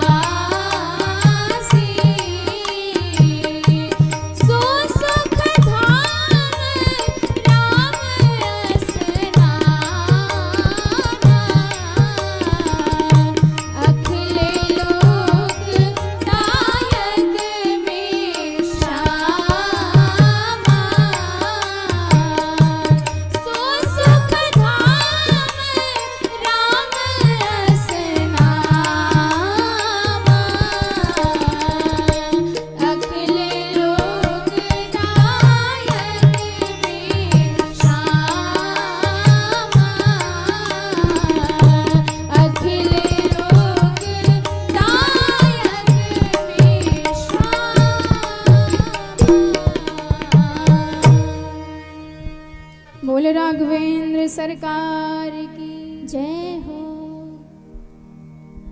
तो इनका नाम रखते हैं राम। रमन्ते योगिनो नन्ते सत्यानंदे चिदात्मने इति राम पदे नासो परम ब्रह्मा विधीयते। तो भगवान का नाम रखते हैं राम, अर्थात जो योगियों के हृदय में, अपने भक्तों के हृदय में, दासों के हृदय में, दुखियों के हृदय में सदा रमता रहता है, उसी का नाम है राम। तो भगवान कौन है? आनंद सिंधु सुख राशि। इनसे जुड़ते ही आपके जीवन के जितने भी दुख हैं, सारे क्लेश, सारे कष्ट दूर हो जाएंगे और भगवान प्रेम और आनंद आपके जीवन में भर देंगे। देखिए, हर चीज की सीमा होती है और प्रायः हमें विषय वस्तुओं से चाहे जितना प्रेम करें, पर कभी ना कभी नफरत हो ही जाया करती है। जैसे आपको रसगुल्ला पसंद है, आपने एक रसगुल्ला खाया तो बड़ा आनंद आया, दूसरा खाया तो आनंद मिला, अब आपने 3 खाए, अब तो इतना मन भर गया कि इच्छा ही नहीं हो रही है। ज्यादा से ज्यादा आप कितना खाओगे? 10, 20, इससे ज्यादा नहीं खा सकते। और इतना ज्यादा इकट्ठे में खा लिया, अब तो नफरत हो गई रसगुल्ले के नाम से, पेट खराब हो गया, हाजमा खराब हो गया। अब तो आपने कान पकड़ लिए, जिंदगी में कभी रसगुल्ला नहीं खाएंगे। तो चाहे जितना रस हो इस जगत में, विषय में, पर कभी ना कभी उस रस से निष्पत्ति हो ही जाया करती है, मन भर ही जाता है, उचट जाता है मन। पर एकमात्र हमारे भगवान ऐसे हैं, इनकी कथा ऐसी है, रोज सुनते रहो और लगातार कई बार सुनते रहो, पर दिने दिने नवम नवम, दिन प्रतिदिन नया नया लगता है और आनंद ही प्रदान करता है। ऐसे भगवान हैं हमारे। हर वस्तुओं की तो सीमा होती है, पर हमारे भगवान का प्रेम, हमारे भगवान की कृपा, हमारे भगवान का आनंद, हमारे भगवान का सुख अनलिमिटेड है, असीम है। असीम आनंद भगवान प्रदान करते हैं। एक बार आप उनसे जुड़ गए तो कभी भी भगवान कमी होने ही नहीं देंगे, जीवन में कभी भी क्लेश नहीं होने देंगे, दुख नहीं होने देंगे। और भरत जी तो साक्षात भगवान के ही पूंजीभूत, भगवान के ही स्वरूप, भगवान के ही प्रेम हैं। किसी ने पूछा कि भाई भरत जी भगवान के इतने प्रिय हैं, भगवान प्राणों के जैसे भगवान भरत को मानते हैं, पर आज तक तो हमने कभी नहीं देखा कि भरत जी का अलग से मंदिर बना हो। अपवाद स्वरूप में लक्ष्मण झूला पे मिल जाता है भरत जी का मंदिर, पर आज तक कभी भी भरत जी का अकेले खुद का मंदिर नहीं बना है। और इतने प्रेमी हैं भगवान के, जबकि हनुमंत लाल जी भी भगवान के प्रिय हैं, पर इनका मंदिर आपको प्रायः दिख जाया करता है, तो भरत जी का नहीं मिला। तो इसका एक संत उत्तर देते हैं कि भगवान के हृदय हैं भरत जी साक्षात, भरत राम की ही अनुहारी, सहसा लख न सकहि नर नारी। साक्षात भगवान के प्राण है भरत जी, और भरत जी के प्राण है राम जी। तो चाहे राम जी जहां भी रहे, भरत जी उनके हृदय भवन में विराजमान रहते हैं। और इतना प्रेम करते हैं भरत जी भगवान से कि तत् सुखे सुखित्वम। सच्चा प्रेमी वही है जो जिससे प्रेम करता है उसी के सुख में अपना सुख माने। तो भरत जी कहते हैं कि हमारे परम प्रियतम प्रेमास्पद भगवान राम जी हैं, तो हमारा मंदिर भले ही ना बने, पर राम जी का मंदिर बना है तो उनके हृदय में हम साक्षात विराजमान हैं। इसलिए यदि आप राम जी को प्रणाम करते हो तो साथ में भरत जी को अपने आप प्रणाम कर देते हो। बोले भक्त वत्सल भगवान की जय हो। इस प्रकार दिव्य नामकरण संस्कार किया। एक गजब की बात चारों कुमारों में हुई। हमारे रामचंद्र जी के सबसे प्रिय बने लखनलाल जी, और भरत जी के सबसे प्रिय बने शत्रुघ्न लाल जी। एक रामायण में वर्णन आता है, उसमें कहा जाता है कि कौशल्या मैया ने अपने हाथ से सुमित्रा जी को खीर प्रदान किया था। और हमारी कैकेयी मैया ने भी अपने हाथ से खीर प्रदान किया था सुमित्रा मैया को। तो जो भाग कौशल्या जी ने दिया था उस भाग से साक्षात लखनलाल जी पैदा हुए थे, और जो भाग कैकेयी जी ने दिया था उस भाग से साक्षात शत्रुघ्न लाल जी बने थे, पैदा हुए थे। इसलिए लक्ष्मण जी रामचंद्र जी के भक्त बने और शत्रुघ्न लाल जी भरत लाल जी के भक्त बने। लक्ष्मणो रामचंद्रेण और शत्रुघ्नो भरतेन च पायसांसानुता अनुसारतः, खीर के हिसाब से दोनों एक दूसरे के भक्त बने। इस प्रकार नामकरण किया। अब थोड़े से कुमार बड़े हो गए, अब तो मैया की गोद में भी खेलने लगे। एक बार बड़े भाव से श्रृंगार किया मैया ने अपने लाला का। एक बार जननी अनवाए कर श्रृंगार पालना पौढ़ाए, और निज कुल इष्ट देव भगवाना पूजा हेतु कीन स्नाना। एक बार हमारी मैया ने रामलला सरकार को बड़े प्रेम से स्तनपान कराया, सुबह सुबह जगाया और उनका दिव्य भव्य श्रृंगार किया। श्रृंगार करने के बाद पालने में लिटा करके थपकी मार करके सुला दिया और कहा कि लाला सोते रहो। कुछ देर सुलाने के बाद जब लाला सो गए तो उसके बाद मैया ने सोचा कि अभी लाला सो रहे हैं, तब तक मैं अपने इष्ट देव का पूजन कर लेती हूँ, उन्हें भोग लगा देती हूँ। तो हमारे अवध धाम में कौशल्या मैया के इष्ट देव हैं श्री रंगनाथ जी महाराज। अब रंगनाथ जी महाराज के भोग के लिए मैया ने दिव्य स्नान किया। स्नान करने के बाद बड़े पवित्र भाव से, निर्मल भाव से अपने हाथों से भोग बनाया, और भोग बनाने के बाद रंगनाथ जी के पास भोग की थाली रख दी और बड़े भाव से प्रणाम किया कि हे नाथ, हे रंगनाथ, आप आकर हमारे इस भोग का भोग लगाइए। बड़े भाव से नयन बंद करके मैया पुकार रही हैं रंगनाथ जी भगवान को। और हमारे रंगनाथ जी साक्षात हमारे राम जी ही हैं, और जब भक्त बड़े भाव से नयन बंद करके बुलाए तो भगवान छोड़ करके सोते हुए कैसे रह सकते हैं। बड़े भाव से पुकार रही हैं रंगनाथ जी को नयन बंद करके। रंगनाथ आइए मेरे नाथ आइए, मेरे भोजन का भोग लगाइए। रंगनाथ आइए मेरे नाथ आइए, मेरे भोजन का भोग लगाइए। रंगनाथ आइए, रंगनाथ आइए, मेरे नाथ आइए, मेरे भोजन का भोग लगाइए। मेरे भोजन का भोग लगाइए, मेरे भोजन का भोग लगाइए। बोल भक्त वत्सल भगवान की जय हो। अब जैसे ही आंख बंद करके रंगनाथ जी का आह्वान किया कि आओ सरकार, बड़े भाव से भोग बनाया है, भोग लगाओ, और नयन खोल के देखा तो साक्षात रामलला सरकार भोग पा रहे हैं। और देख करके तो मैया परम आश्चर्य हो गई कि अभी तो सरकार को सुला के आई थी पालने में, ये लाला यहाँ कैसे पहुंच गया।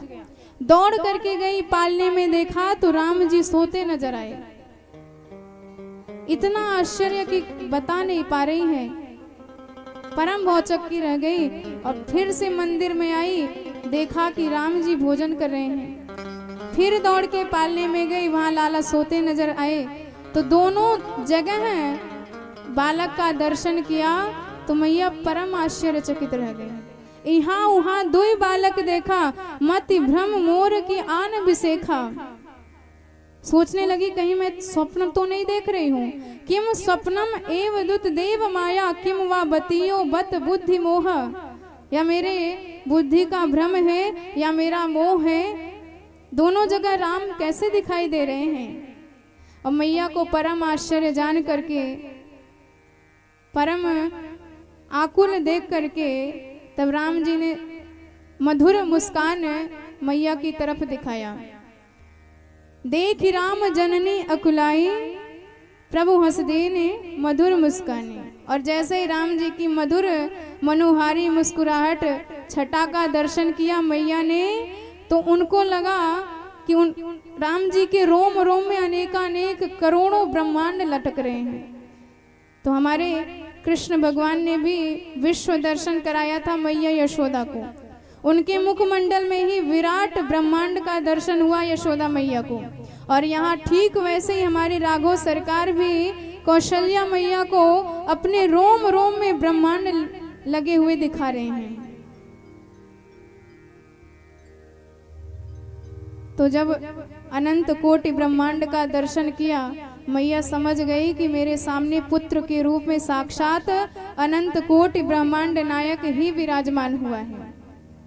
बारंबार विनती करने लगी प्रभु से कि प्रभु, शतरूपा के वेश में मैंने आपका दिव्य स्वरूप देखा था। मैं जानती हूँ आपका भव्य विराट वपु कैसा है, पर आज मेरे प्रेम के वश, मेरे भक्ति के वश आप मेरे पुत्र बन करके आए हो। और पुत्र बन करके आए हो तो मुझे वही आनंद प्रदान करो, वही संबंध मेरे से रखो, मुझे अपना ऐश्वर्य मत दिखलाओ। बार बार कौशल्या विनय करई कर जोरी, बारंबार भगवान से विनती करती हैं कौशल्या मैया कि अब जनि कबहू व्यापे प्रभु मोहि माया तोरी। प्रभु, मैं आपसे हाथ जोड़ करके विनती करती हूँ कि आज के बाद से अपनी ऐसी माया मेरे ऊपर मत डालना। मेरे पुत्र बन के आए हो तो पुत्र का ही आनंद देना। तो यही तो लीला है हमारे प्यारे भगवान की। भगवान अपना ऐश्वर्य स्वरूप सबको दर्शन कराते हैं उसका, पर भक्त के लिए वह ऐश्वर्य तुच्छ पड़ जाती है। और फिर भगवान वही कोमल स्वरूप में, वही नित्य आनंद विग्रह में मैया के सामने प्रकट हो जाते हैं। तो इस प्रकार मैया को भगवान ने ब्रह्मांड का दर्शन कराया। कृष्ण भगवान ने तो मुखमंडल में एक ब्रह्मांड दिखाया, हमारे राघवेंद्र सरकार ने अनेकानेक अनंत कोटि ब्रह्मांड का दर्शन मैया को करा दिया। और रोम रोम प्रति लागे, प्रत्येक रोम में भगवान के ब्रह्मांड के दर्शन कराया है। इस प्रकार गोस्वामी जी ने यहाँ पर वर्णन किया कि कैसे सरकार ने मैया को विश्व दर्शन कराया। वैसे तो राघव सरकार की बहुत ज्यादा लीला गोस्वामी जी ने नहीं लिखी है, पर अन्य रामायणों में जैसे हमारे कृष्ण भगवान ने नाग नाथा था, जैसे भगवान कृष्ण ने गोवर्धन धारण किया था, ऐसे राम जी ने भी लीलाएं करी हैं। दक्षिण भारत के रामायण में इसका वर्णन आता है, पर रामचरितमानस में इसका वर्णन नहीं है। तो इस प्रकार यहाँ पर केवल ब्रह्मांड दर्शन कराया है। अब एक दिन की बात सुनो भवानी, एक बार हमारे महाराज दशरथ बड़े भाव से भोजन प्राप्त करने बैठे, और दशरथ जी का तो अनंत प्रेम है भगवान राघव सरकार के चरणार बिंदु में। उन्होंने तो भगवान से आशीर्वाद ही माना था कि प्रभु, मैं चाहे जितना आपको जानता रहूं, लेकिन मेरी बुद्धि में आपके प्रति केवल एक ही भाव रहे कि आप मेरे संतान हो, आप मेरे पुत्र हो, आप मेरे बेटे हो। सुत विषयिक तव पद रति हो, मोई बड़े मूड कहे किनको। भले ही पूरी दुनिया मेरा उपहास उड़ाए, भले ही बड़े बड़े विद्वान मेरा उपहास उड़ाए कि इन्होंने भगवान को भी बच्चा माना है, पर मैं तो कहता हूँ कि मुझे आप केवल पुत्र संबंध में ही मिले, केवल यही संबंध मेरा आपसे रहे। मैं आपको पुत्र मानूं, आप मुझे पिता माने। और तो और, जैसे जल के बिना मछली जीवित नहीं रह सकती, जैसे मणि के बिना सर्प नहीं रह सकता, ऐसे मैं भी आपके बिना रह न पाऊं, जी ना पाऊं। इतना ज्यादा, इतना घनिष्ठ, इतना दृढ़ प्रेम मेरे अंदर भर दीजिए अपने प्रति। मानी बिनु फनी जिमि जल बिनु मीना, मम जीवन तिमि तुम्हि अधीना। इस प्रकार मेरा जीवन आपके अधीन रहे, भले ही इसे लोग मोह कहें। इतना ज्यादा प्रेम दशरथ जी का राम जी के चरणारविंदों में। और जब भोजन करने बैठे तो बिना राम जी के भोजन कैसे कर सकते हैं। तो हमारे महाराज ने बड़ी जोर से आवाज लगाई। हमारे प्यारे सरकार सखाओं के साथ खेल रहे थे बाहर। दशरथ जी ने आवाज लगाई, बेटा राघव समय हो गया है, भोजन कर लो आके। पर इतने भाव से बुलाते हैं, बहुत बार बुलाया, बहुत बार पुकारा, पर आज राम जी ध्यान ही नहीं दे रहे हैं, सुन ही नहीं रहे हैं। दशरथ जी हैरान हो गए कि ये तो आज सुन ही नहीं रहे हैं। कौशल्या जी से कहा कि देवी आपके पुत्र हैं, आपसे ज्यादा प्रेम करते हैं, और माता जानती हैं कि पुत्र किस बात पे मानता है। यदि नाराज हो जाए तो मैया उसे मनाना जानती हैं। तो जाओ आप ही राघव को लेके आओ, बिना उसके हम भोजन नहीं कर पाएंगे। तो जब कौशल्या जी ने महाराज का अभीष्ट जाना तो बड़े भाव से कौशल्या जी गई, वो भी राम जी को पुकारने लगी, बेटा राघव पिताजी तुम्हें कब से पुकार रहे हैं, उनके साथ बैठ के भोजन कर लो। पर राम जी आज ध्यान ही नहीं देते, सखाओं के साथ खेलने में मस्त हैं, व्यस्त हैं। अब जब हजारों बार पुकारने के बाद भी राम जी ने सुनी नहीं मैया की बात, तो मैया सोची कि न जाने क्या बात है, ये राम आज सुन ही नहीं रहे हैं। चलो मैं ही इसे पकड़ के लाती हूँ। अब जैसे ही हमारी मैया पकड़ने के लिए गई तो हमारे सरकार के पैरों में पैंजनी बधी है। तो प्रभु ठुमुक ठुमुक प्रभु चले ऊपर आई, भगवान ठुमुक ठुमुक के भागने लगते हैं। और जैसे ही इस झांकी का दर्शन किया हमारे गोस्वामी जी महाराज ने, तो उसी का सटीक चित्रण कर दिया, कैसे हमारे महाराज ठुमुक ठुमुक के भागे चले जा रहे हैं और राघव जी के पीछे मैया भी भगी चली जा रही हैं। आइए बड़े भाव से हम सब भी महाराज दशरथ के मणिमय आंगन में ठुमुक ठुमुक के चलते हुए राघव सरकार का दर्शन करते हैं। कैसे लगते हैं हमारे प्यारे सरकार।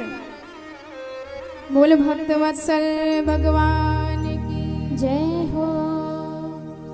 ठुमक चलत रामचंद्र, ठुमक चलत रामचंद्र, बाजत पैजनिया, ठुमक चलत रामचंद्र, बाजत पैजनिया, ठुमक चलत रामचंद्र, बाजत पैजनिया, ठुमक चलत रामचंद्र हो।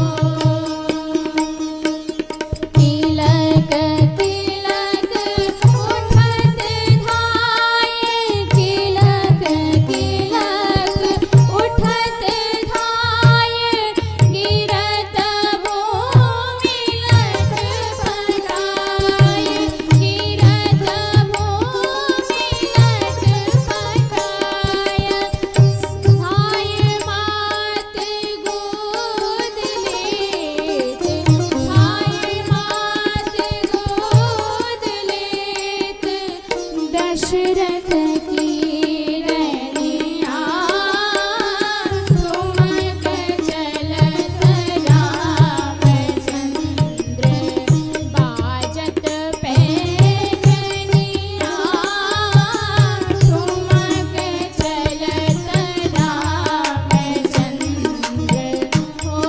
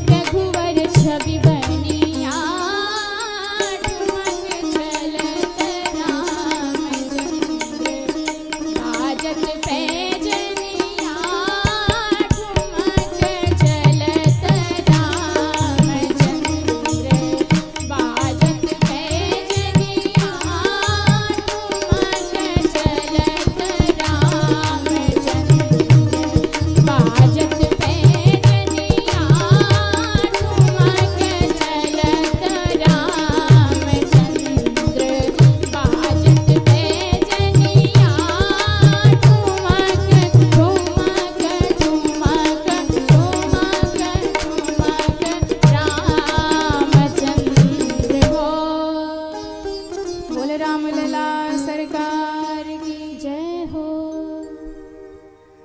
तो इस प्रकार भोजन करत बोल जब राजा, नहीं आयो तज बाल समाजा। और कौशल्या जब पकड़ जाई, ठुमो की प्रभु चले ऊपर आई। हमारे महाराज दशरथ जी भोजन करते हुए बारंबार पुकारते हैं राघव आओ, पर राम जी सुनते ही नहीं हैं। मैया भी पुकारती हैं पर मैया की बात भी आज नहीं सुन रहे हैं। अच्छा, क्या कारण है कि आज राम जी किसी की बात नहीं सुन रहे हैं? प्रायः छोटे छोटे बच्चे मैया के पास तभी आते हैं, तभी उनकी साड़ी की अंचल पकड़ते हैं, तभी रूठते हैं, मचलते हैं जब बच्चों को भूख लगती है। जब अपना काम होता है तभी बच्चे माँ के पास आते हैं। तो लगता है आज राघव जी को भूख नहीं लगी, इन्हें भूख ही नहीं है, इसलिए माँ के पास आ भी नहीं रहे हैं। पर ये बात भी नहीं है, राघव ने सुबह से कुछ नहीं खाया है, एकदम भूखे हैं, इसलिए भूख तो लगी होगी। अच्छा, दूसरा कारण है, शायद बच्चों के साथ खेलने में इतने ज्यादा मस्त हो गए हैं कि आज मैया पुकार रही है पर उनकी बात पर भी कोई कान नहीं दे रहे हैं। पर ये बात भी नहीं है। अच्छा, शायद और कोई कारण हो, भगवान आज मैया की बात ही ना सुन रहे हो। पर विचार करती है मैया बारंबार कि न जाने क्या है कि लाल आज बात ही नहीं सुन रहा है। हमारे गोस्वामी जी अपने मन को सुनाते हैं कि आज प्रभु क्यों मैया की बात नहीं सुन रहे हैं, क्यों राम जी को बारंबार दशरथ जी बुला रहे हैं पर उनके पास नहीं जा रहे हैं। तो गोस्वामी जी को उत्तर मिल गया, अपने मन को बताने लगे कि भगवान किस लिए नहीं आ रहे हैं, नहीं आयो तज बाल समाजा, भगवान सखाओं के साथ खेल रहे हैं। राम जी, हमारे राम जी इतने कृपालु हैं, इतने दयालु हैं, इतने सरल स्वभाव के हैं, इनके जैसा स्वामी आपको कहीं नहीं मिलेगा, ये कांत हैं। राम जी आज सखाओं के साथ खेल रहे हैं और प्रभु कहना चाहते हैं कि मैया सुबह से ये सखा मेरे साथ ही खेल रहे हैं, जैसे आपको मेरे भूख की चिंता है वैसे इन बच्चों को भी तो भूख लगी होगी। और सखा कौन है? सह खेलती खादती स सखा, जिसके साथ हम खेलें, जिसके साथ हम खाएं, उसे सखा कहते हैं। पर राम जी कहते हैं कि ये सखा फिर कैसे माने जाएंगे, साथ में तो हम इनके खेल रहे हैं पर खाने की बात ही नहीं पूछ रहे हैं। और मान लीजिए हम चले गए भोजन करने तो ये हमारे सखा कहेंगे वाह राघव, खेलने में साथ साथ और खाने में पीछा छोड़ दिया हमारा, तो ये बात अनुचित है।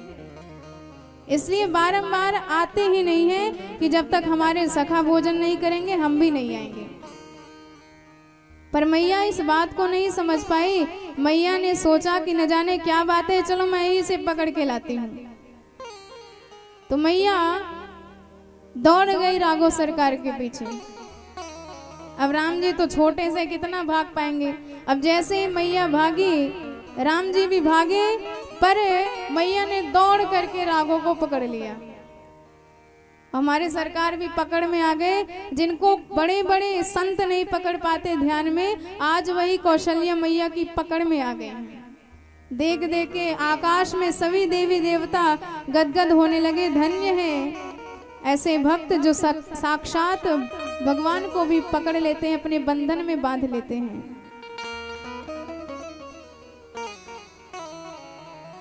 तो इधर कौशल्या मैया पकड़ करके प्रभु को लाई। दशरथ जी भोजन करने बैठे थे, तो बैठे दशरथ जी की गोद में राघव को रख दिया और कहा कि महाराज इसको पकड़ के रखो, बड़ा नटखट है, भाग जाएगा। और मैया बड़ी सी विशाल थाली में भोजन सजा करके निवेदित की करी दशरथ जी के सामने, और प्रभु एकदम बंधन में बंध गए। महाराज दशरथ जी अपनी भुजाओं से पकड़े हैं और सामने विशाल थाल भोजन का।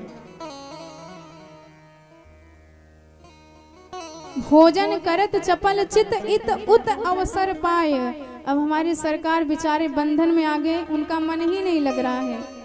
प्रभु सोच रहे हैं यहाँ से भागे कैसे, आगे इतनी विशाल परात रखी है, लांग करके भाग पाना तो संभव नहीं है। और सामने से पिताजी की इतनी विशाल छाती है जिसमें चिपटे पड़े हैं। और बाएं से तो पिताजी अपनी विशाल भुजा में बांध के रखे, वहां से भी भागना असंभव है। तीनों ओर से तो गिर गए। प्रभु चपल चित्त से इधर उधर ताका झांकी कर रहे हैं कि कोई तो मौका मिले, यहाँ से हम खिसक ले, भागे अपने सखाओं के पास, अपने सखाओं के लिए भी कुछ प्रदान करें। तो इधर देखते देखते हमारे सरकार को मौका मिल ही गया। दशरथ जी महाराज अपने हाथ से लाला को भोजन कराते तो अनमने ढंग से राम जी भोजन पा रहे हैं। और जैसे दशरथ जी महाराज ने विशाल ग्रास उठाया स्वयं भोजन करने के लिए, और जैसे हाथ उनका ऊपर बढ़ा, मुख में ग्रास देने लगे, और दायां हाथ जैसे ऊपर उठा, हमारे राम जी को अवसर मिल गया। तुरंत वहां से सबसे पहले तो हमारे राम जी ने दही भात इकट्ठा किया थाली में, कुछ खाया, कुछ लपेटा, कुछ हाथ में लिया, वैसे ही भाग लिए। भोजन करता चपल चित इत उत अवसर पाय,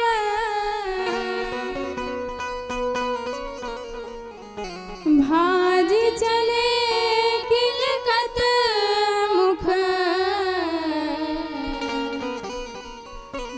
दधियोदन लपटा।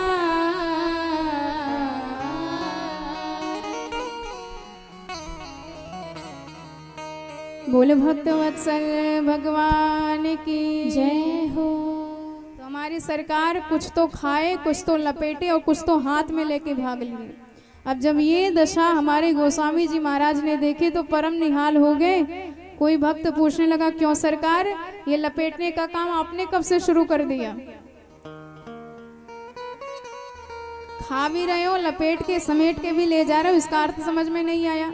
प्राय आपने देखा होगा पंगतों में कई सज्जन ऐसे व्यक्ति होते हैं जो भोजन तो करते जाते हैं और बगल में भी खिसकाते जाते हैं। शाम का कोई पता नहीं, मिले कि नहीं मिले, आगे का कोई ठिकाना नहीं, कल का कोई भरोसा नहीं, तो चलो जब मिल ही रहा है तो अभी से व्यवस्था बना लेते हैं कल की। तो प्रभु वो तो इसलिए व्यवस्था बनाते हैं, समेटते हैं, लपेटते हैं, क्योंकि उन्हें आगे का भरोसा नहीं है। पर आप तो सारे जगत के मालिक होके, पूरे विश्व के विश्वंभर होके, पूरी दुनिया के जगन्नाथ होके आप भी लपेटने का काम शुरू कर दिए। समेट के भी ले जा रहे हो, खा के भी जा रहे हो, लपेट के भी जा रहे हो। भगवान ने कहा कि हम तो विश्वंभर हैं, पर हमारे जो सखा हैं, हमारे जो भक्त हैं, हमारा जो काक भुषुंडी काग है, वो कब से हमारी ओर निहार रहा है, कौवे के वेश में राम जी की ओर देख रहा है, कितनी करुणा भरी दृष्टि से। और हमारे राम जी इतने कोमल स्वभाव के हैं कि कोई भक्त अपने मन की बात इनसे भले ही ना कहे, पर हमारे प्रभु उसे तत्क्षण समझ जाते हैं। उन्होंने समझ लिया कि काग के मन में इच्छा है, पर ये मुझसे बोल नहीं पा रहा है, तो इतने सहृदय, इतने कोमल हृदय हमारे राम जी खुद तो खाए, उसकी भी व्यवस्था बना रहे हैं। तो आज वह कौवा आया और भगवान के हाथ से जो भगवान ने भोजन लिया था वह लेकर के उड़ गया। परम सौभाग्य है उस काग का। धूल भरे अति शोभित श्याम जो, धूली भरे अति शोभित श्याम जो, कैसी बनी से सुंदर चोटी, कैसी बनी सिर सुंदर चोटी, खेलत खात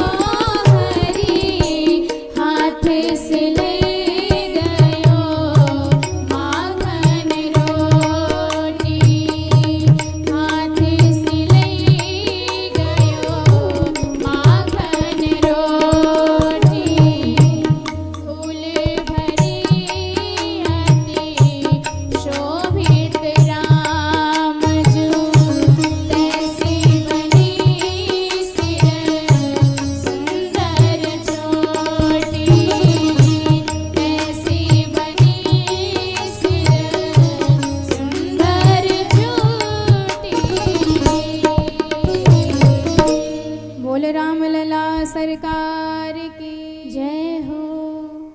तो हमारे प्यारे प्रभु अपने उस काग के लिए कितनी व्यवस्था बना रहे हैं। तो इसलिए कहा जाता है जो इन सरकार का हो जाता है फिर उसे जीवन में कभी भी चिंता करने की आवश्यकता ही नहीं पड़ती, क्योंकि भक्त के सोचने से पहले, भक्त के मांगने से पहले हमारे करुणा वरुणालय अत्यंत करुणा निधान सरकार उसे सब कुछ प्रदान कर देते हैं। और इनके जैसा सरल, इनके जैसा सहृदय स्वामी तो कहीं हो ही नहीं सकता है। इनका नाम है कांत। कम सुखम स्थापयति। कांत नाम पति का भी होता है, जो सारी जिम्मेवारी उठाता है अपनी अर्धांगिनी की। तो ठीक इसी प्रकार सारे जगत के कांत हैं हमारे राघवेंद्र सरकार, और जिन्होंने पूरी दुनिया का सहारा छोड़ करके एकमात्र परम पति राघव सरकार का सहारा लिया है, फिर उसे कभी भी किसी संकट में पड़ करके दुख नहीं होता है। सारे दुखों से रक्षा करने वाले भगवान राम हैं। भगवान अपने सिर पर मोर पंख धारण करते हैं। आप ये मत समझिए कि केवल कन्हैया ही मोर पंख लगाते हैं। तुलसीदास जी ने वर्णन किया है, मोर पंख सिर सोहतनी के, गुच्छ कुंज बिच कुसुम कली के। तुलसीदास जी ने भगवान की छटा का वर्णन किया है, भगवान की अनुपम शोभा का वर्णन किया है, उनकी बांकी झांकी का वर्णन किया है। कैसे है राघव सरकार, पीतांबरी पहने, हाथ में शांग धनुष धारण किए हुए और सिर पर जटाओं में मोर पंख लगाए हुए, पंख लगा के मानो भगवान पक्षधर अपने आप को स्वीकार करते हैं, सपक्ष मान लेते हैं। वैसे तो प्रभु कहते हैं, हमको सारी दुनिया कहती है समदर्शी। समदर्शी अर्थात हम सबके हैं, सारे ब्रह्मांड के मालिक हैं। हम असुरों के भी मालिक हैं, हम भक्तों के भी मालिक हैं। पूरी दुनिया में संत असंत सबके मालिक हम ही हैं। पर हमारे राम जी अपनी पक्षता स्वीकार करते हैं, पंख लगा के। पंख को संस्कृत में पक्ष कहा जाता है।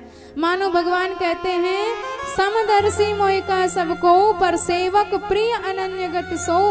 पर जब मुझे अपना कोई प्रिय दास दिखाई दे जाता है, अपना कोई भक्त दिखाई दे जाता है, जिसे मेरे अतिरिक्त कोई सहारा नहीं है, मेरे अतिरिक्त जो किसी को जानता नहीं है, नान्यम जाने नहीं वे जाने न जाने, ऐसे भक्त के लिए मैं भी सारे नियम कायदे तोड़ देता हूँ, अपने ही विधान को पलट देता हूँ। ऐसे हमारे प्यारे सरकार हैं।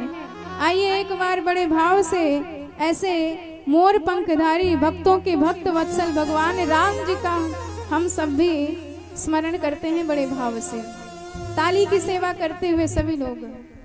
मुकुट सिर मोर का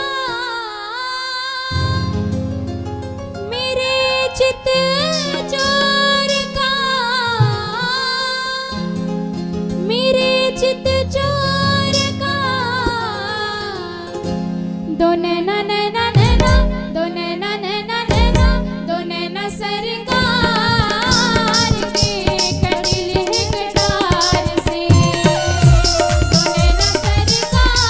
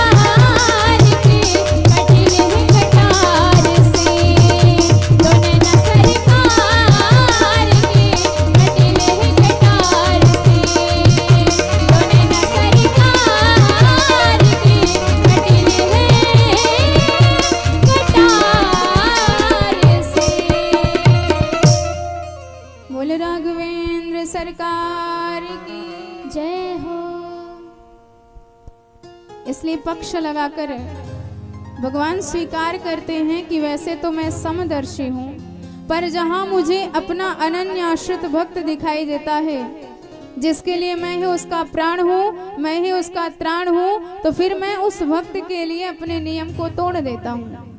प्रभु को नियम बदलते देखा।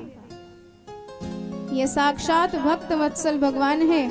जैसे गैया अपने वत्स की रखवाली करती है, ऐसे भगवान भी अपने भक्तों की रक्षा करते हैं। जैसे जब गाय का बच्चा पैदा होता है तो कितना मल लगा रहता है, शरीर में रक्त लगा रहता है, इतने कचड़े लगे रहने के बाद भी माँ का प्रेम उस बच्चे से कम नहीं होता है। स्नेह के वशीभूत प्रेम वशाद अपने उस बच्चे को जीवा से चाट चाट के परम निर्मल बना देती है। तो ठीक इसी प्रकार हम जीवों में भी एक नहीं 1000 प्रकार के दोष लगे हुए हैं, मलिनता लगी हुई है, संसार के दुर्गुण भरे हुए हैं हमारे अंदर, पर हमारे प्रभु हमें कभी भी नहीं छोड़ते, त्यागते नहीं हैं। जबकि दुनिया छोड़ देती है पर हमारे भगवान नहीं छोड़ते हैं। लेकिन हम इतने बुरे हृदय वाले हैं, हम भगवान को कभी नहीं भजते, पर हमारे करुणा वरुणालय हमें कभी नहीं तजते, पर हम भगवान का भजन ही नहीं करते हैं। हमें तो उन पे विश्वास ही नहीं है। पर जिन जिन ने विश्वास किया है उनका क्या परिणाम निकला है आप सब जानते हैं। इसलिए श्रुति की बात को, शास्त्रों की बात को सर्वश्रेष्ठ समझकर, सर्वग्राह्य समझकर उसका अनुसरण करते रहना चाहिए और भगवान के चरणार विंदों में दृढ़ प्रेम रखना चाहिए। आप किसी पर विश्वास करो या ना करो, आप अपने प्राण पे भी विश्वास ना करो, पर अपने प्राणाधार भगवान राम पर अवश्य विश्वास करो। बोल भक्त वत्सल भगवान की जय हो। तो इस प्रकार जब ही कुमार भय सब भ्राता, तो दीन जनेऊ गुरु पितु माता। जब भगवान थोड़े से बड़े हो गए तो उनका यज्ञोपवीत संस्कार कराया गया और गुरु गृह गए पढ़न रघुराई, और अलप काल सब विद्या आई, जाकी सहज श्वास श्रुति चारी, सो हरि पढ़या कौतुक भारी। भगवान की सांस से ही संपूर्ण वेद, संपूर्ण शास्त्र प्रकट हो गया। वह हरि गुरु घर में पढ़ने गए, बड़ा आश्चर्य लगता है, पर भगवान मनुष्य वेश में आए हैं, नर वेश में आए हैं, इसलिए सारी चरित्र करके, सारे व्यवहार करके हम सबको दिखा रहे हैं कि दुनिया में कैसे रहना चाहिए। राम जी साक्षात सनातन धर्म है। भगवान ने जो किया है आप उसे करो। हमारे प्रभु क्या करते हैं? प्रातः काल उठ के रघुनाथा, प्रातः काल उठ के रघुनाथा, मात पिता गुरु नामई माता, मात पिता गुरु नामई माता, मातु पिता गुरु प्रभु की वाणी, मातु पिता गुरु प्रभु की वाणी, बिनहि विचारे करे शुभ जानी, बिनहि विचारे करे शुभ जानी, बिनहि विचारे करे शुभ जानी। बोल भक्त वत्सल भगवान की जय हो। तो हमारे रघुनाथ जी क्या करते हैं? प्रातः काल उठ के रघुनाथा, भगवान प्रातः काल में उठते हैं और उठने के बाद माता पिता को प्रणाम करते हैं, गुरुदेव को प्रणाम करते हैं और तब अपनी नित्य क्रिया करते हैं। तो भगवान ने जो किया है आप उसका अनुसरण करें। भगवान ने माता पिता की सेवा करी है, गुरुदेव की सेवा करी है, साधु संतों की सेवा करी है, और मनुष्य शरीर धारण करके यही धर्म, यही आदर्श का प्रचार प्रसार किया है पूरे विश्व भर में।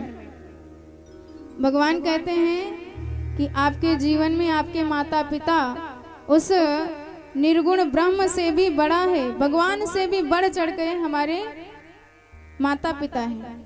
तो देखिए ये ठाकुर जी हमारे चौथे नंबर पे आते हैं। पहले नंबर पे श्रुति वाक्य के हिसाब से मातृ देवो भव, पितृ देवो भव, आचार्य देवो भव।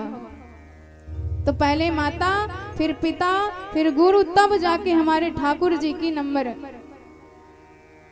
तो भगवान कहना चाहते हैं कि जब आपके घर में साक्षात भगवत स्वरूप आपके माता पिता विराजमान हैं और आप उनको छोड़ करके ठाकुर जी को रिझाने हिमालय पे चले जाओ, तो ये कोई बुद्धिमानी की बात नहीं है। क्योंकि माता पिता की सेवा से क्या फल मिल सकता है यह आप कभी सोच भी नहीं सकते हो। एक दृष्टांत प्रसंग आता है विट्ठलपुर का, जहाँ पर एक भगवान के परम भक्त निवास करते थे और उनकी एक आदत थी, उन्होंने जीवन में कभी कोई अन्य धर्म या साधन यज्ञ यज्ञादि नहीं किया था, लेकिन एक सबसे बड़ी सेवा कार्य उन्होंने किया था पूरे जीवन आजीवन, और वो निष्कपट भाव से अपने माता पिता की सेवा, 24 घंटे माता पिता की सेवा करते हैं, चरण दबाते हैं। और इतना मातृ पितृ भक्ति देख करके भगवान इतने गदगद हो गए कि एक दिन वो अपने माता पिता के चरण दबा रहे थे, सेवा कर रहे थे, हमारे ठाकुर जी तुरंत उसी क्षण वहां पर प्रकट हो गए। और जैसे ही भगवान प्रकट हुए, इन्होंने ध्यान तक नहीं दिया, और भगवान ने देखा कि हम साक्षात प्रकट हुए हैं, हमारे दर्शन के लिए कितने बड़े बड़े तपस्वी कितने वर्षों तक तपस्या रत रहते हैं, आज सामने हम खड़े हैं पर ये हमारी तरफ दृष्टि भी नहीं डाल रहे हैं। पर भगवान अपने भक्त से इतना प्रेम करते हैं कि नाराज होके जा भी नहीं रहे हैं। उन्होंने पुकारा, भाई हम तुम्हारे लिए आए हैं, तुम्हें दर्शन देने आए, जरा हमारी तरफ देख तो लो। उसने मन ही मन प्रणाम किया, चलो सरकार देख लिया, प्रणाम करता हूँ लेकिन अभी बिजी हूँ, व्यस्त हूँ। भगवान ने कहा कि कम से कम इतना तो ध्यान दो, तुम्हारे घर साक्षात भगवान पधारे और तुम भगवान के लिए कुछ व्यवस्था भी नहीं कर रहे हो, कुछ आसन वासन ऐसी कुछ सेवा तो करो। भक्त ने कहा, सरकार क्षमा करिए, आप चौथे नंबर पे आते हो, पहले नंबर पे तो हमारे माता पिता हैं। जब हमारे सामने साक्षात माता पिता जैसे भगवान खड़े हैं तो उनको छोड़ के आपके तरफ क्यों भागे। और इन्हीं माता पिता की सेवा का परिणाम है कि जो भगवान बड़े बड़े ब्रह्मादि देवताओं को नसीब नहीं होता, अनेक जन्म जन्मांतर तक तपस्या रत रहते हैं पर आपकी झलक तक नहीं पाते, आज वही अगोचर भगवान मेरे सामने विराजमान है, यह मेरे माता पिता की सेवा का परिणाम है। तो कैसे मैं इनकी सेवा छोड़ दूं जिनकी सेवा की वजह से आप प्रसन्न होकर प्रकट हुए हो।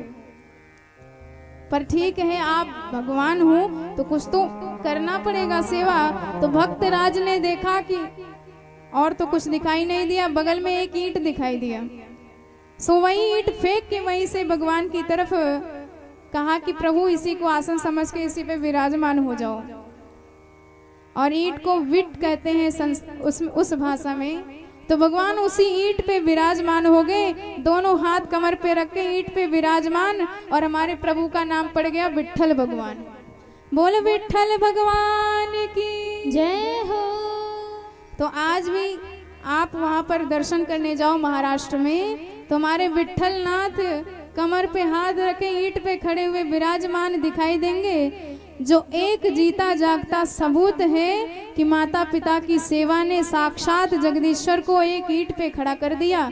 और प्रभु यही शिक्षा देना चाहते हैं, प्रातः काल उठ के रघुनाथा, मात पिता गुरु नावई माथा। तो भगवान सबसे पहले उठ के माता पिता को प्रणाम करते हैं, और हम क्या करते हैं, भगवान सूर्योदय से पूर्व उठते हैं और हम सूर्योदय के बाद, सब उल्टा। भगवान माता पिता को प्रणाम करते हैं और हम माता पिता को आंख दिखाते हैं, कितनी जल्दी उठा क्यों दिया। ये तो नहीं कहा गोस्वामी जी ने, गोस्वामी जी कहते हैं प्रातः नहाय चले रघुराई, भगवान सुबह सुबह स्नान करके तब निकलते हैं। ये तो नहीं कहा कि प्रातः खाई चले रघुराई, सुबह सुबह ही भगवान भोजन करके निकल लिए।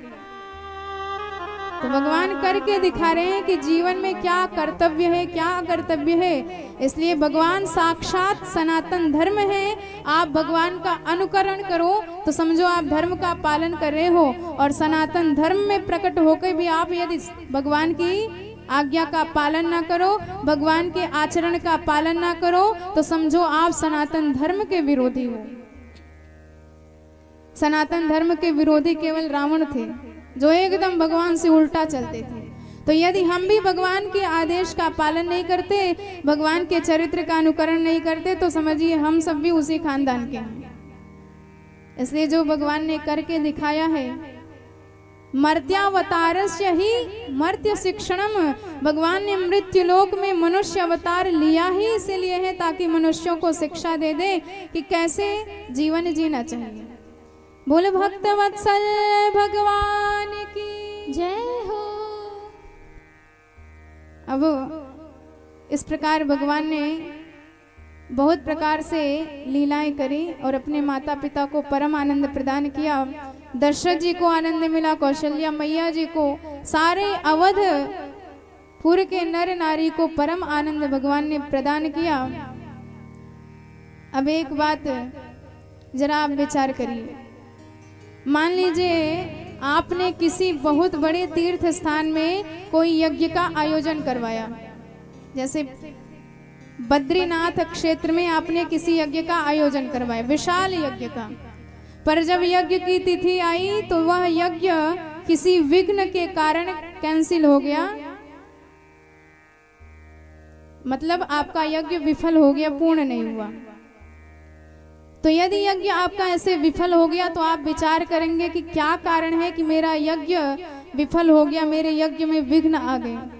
तो आप कहेंगे कि मुहूर्त की गड़बड़ी है। यदि पंडित जी ने अच्छा मुहूर्त निकाला होता, शुभ तिथि निकाली होती, तो यज्ञ में विघ्न कभी आता ही नहीं, क्योंकि जब मुहूर्त खराब होता है तो तमाम प्रकार के विघ्न प्रकट हो जाते हैं। तो मान लीजिए किसी ने कहा नहीं नहीं भाई, हमने तो देखा था, हम भी थोड़े बहुत जानकार हैं ज्योतिषी के, और मुहूर्त तो बहुत बढ़िया था, मुहूर्त में कोई कमी नहीं थी। तो अब दूसरा दोष लगाएंगे, मुझे लगता है जो धन एकत्रित किया गया था यज्ञ करवाने के लिए वो धन ही दूषित था। पैसा 2 नंबर का हो तब भी आपका धर्म का कार्य पूर्ण नहीं हो पाता है। इसलिए पैसा हमेशा ईमानदारी का रहना चाहिए, धर्मवत कमाया हुआ रहना चाहिए, तभी आपका यज्ञ पूर्ण होगा। तुम ये भी बात नहीं क्योंकि भैया आयोजक ने संत वैष्णवों के घर से ही धन लिया था, इकट्ठा किया था, अरे गहरे लोगों से धन नहीं इकट्ठा किया था, तो धन में भी कोई दोष नहीं, धन एकदम शुद्ध। तो किसी ने कहा मुझे लगता है जगह की गड़बड़ी रही होगी, क्योंकि यदि स्थान भी गड़बड़ हो तब भी हमारा कोई धर्म का कार्य पूर्ण नहीं होता। मान लो मुहूर्त तो बढ़िया है, धन भी अच्छा ईमानदारी का 1 नंबर का है, पर यदि स्थान ही गड़बड़ हो तो स्थान का भी बहुत बड़ा प्रभाव पड़ता है। तो स्थान भी तो गड़बड़ नहीं है, साक्षात बद्री क्षेत्र तीर्थ स्थान है, तब क्या कारण है कि आपका यज्ञ पूर्ण नहीं हो पा रहा है? कमी कहाँ है? कमी है भगवान की कृपा। और हम सब विचार करते हैं, किसी ना किसी पे दोषारोपण अवश्य ही करते जाते हैं। अब यही बात हमारे गोस्वामी जी भी कहते हैं, साक्षात विश्वामित्र जैसे संत यज्ञ कर रहे हैं सिद्धाश्रम में, पर फिर भी उनका यज्ञ सफल नहीं हो रहा है। पता नहीं क्या कारण है। इतने बड़े विद्वान, इतना ज्यादा ज्ञान कि दूसरा विधाता बनने की सामर्थ्य आ गई, और जगह भी खराब नहीं, सिद्धाश्रम है, विपिन में वन में निवास करते हैं, बारंबार विश्व मंगल की कामना से बड़े बड़े यज्ञ का आयोजन करते हैं, पर उनका यज्ञ निष्फल हो जाता है, विफल हो जाता है, बेकार हो जाता है। विश्वामित्र महामुनि ज्ञानी, बसहि विपिन शुभ आश्रम जानी। विश्वामित्र महामुनि ज्ञानी, बसहि विपिन शुभ आश्रम जानी।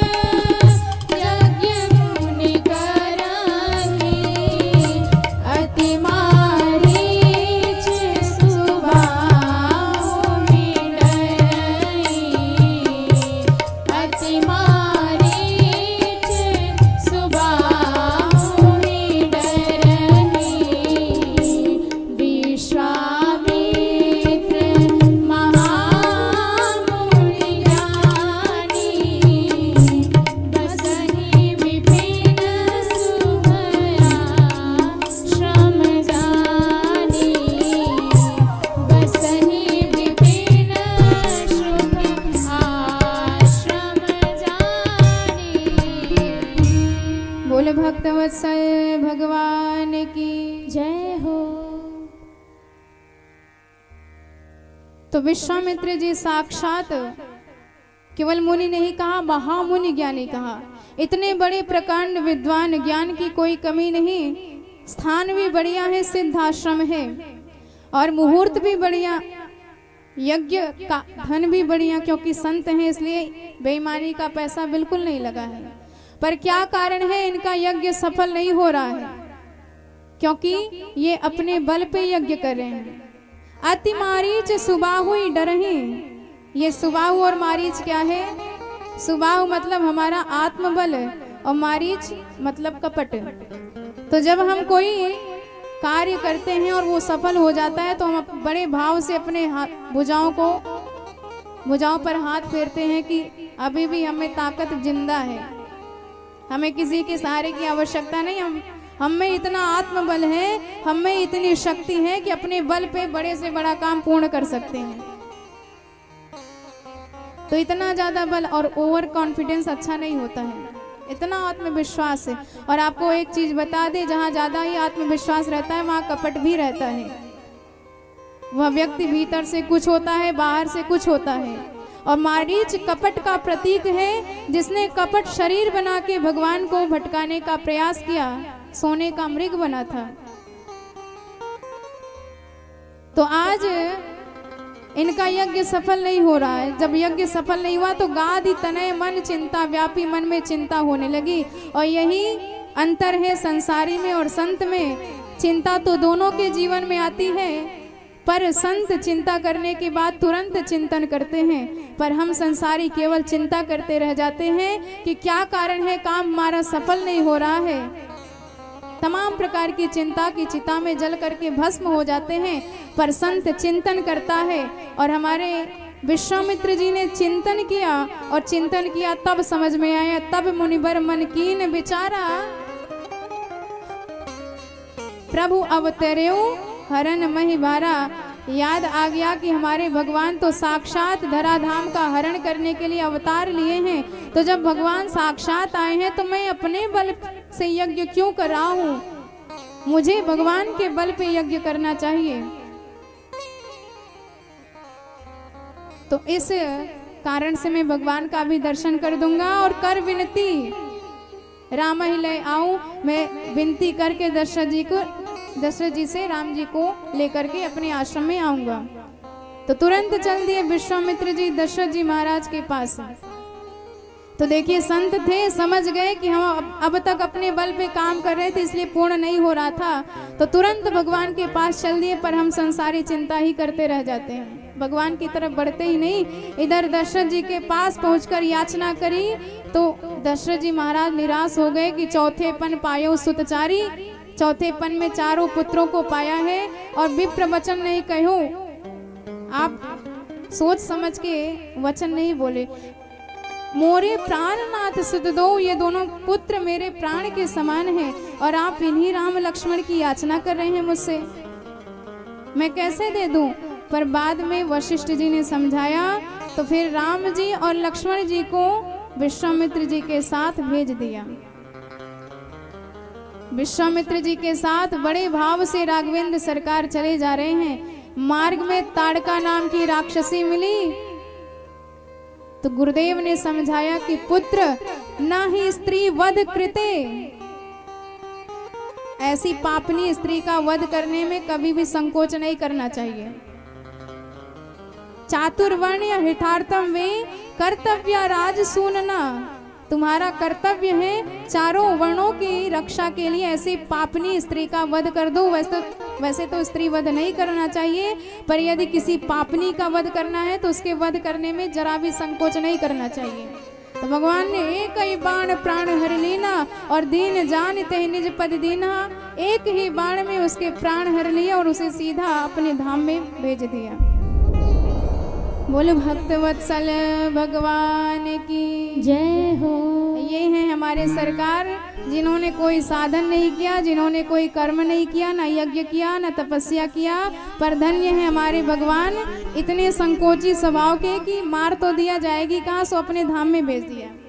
अंधाधुंध सरकार है, तुलसीदास जी कहते हैं ये हमारे सरकार की कृपा ऐसी चलती है जैसे अंधेर नगरी चौपट राजा।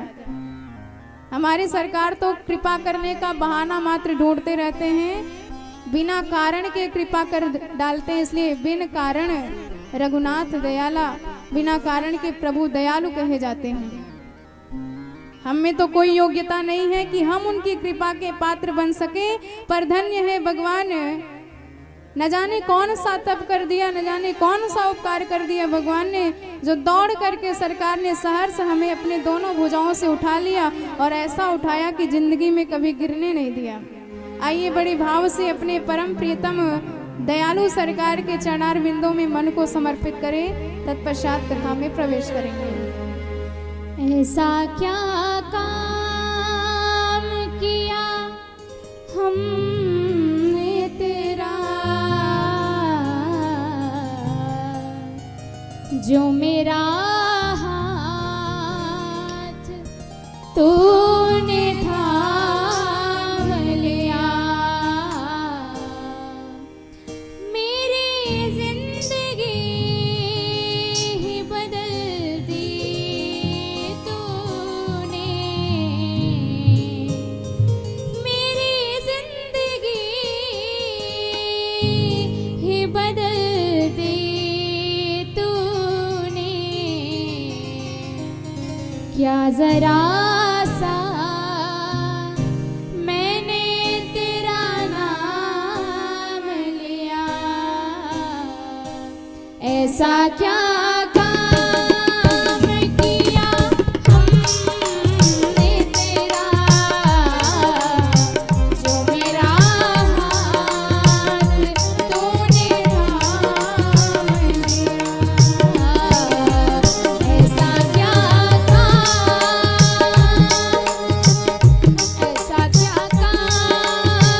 किया हमने तेरा, जो मेरा हाथ तूने थाम लिया, जो मेरा हाथ तूने थाम लिया।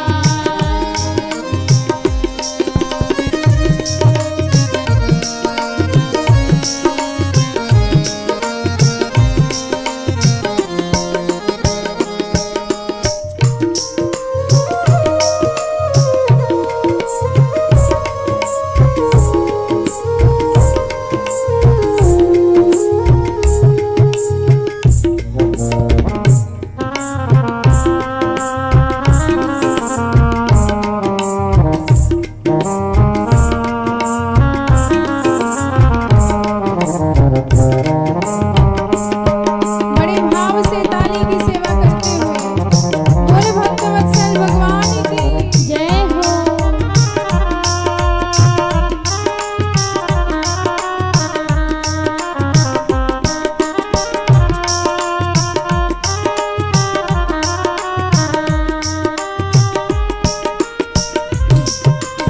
इस जमाने में मैं अकेली थी,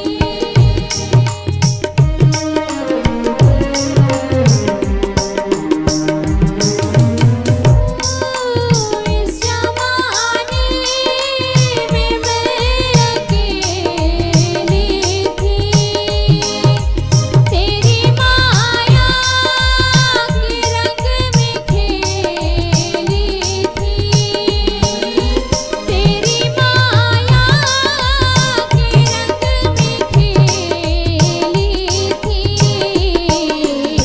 तेरी माया, तेरी माया,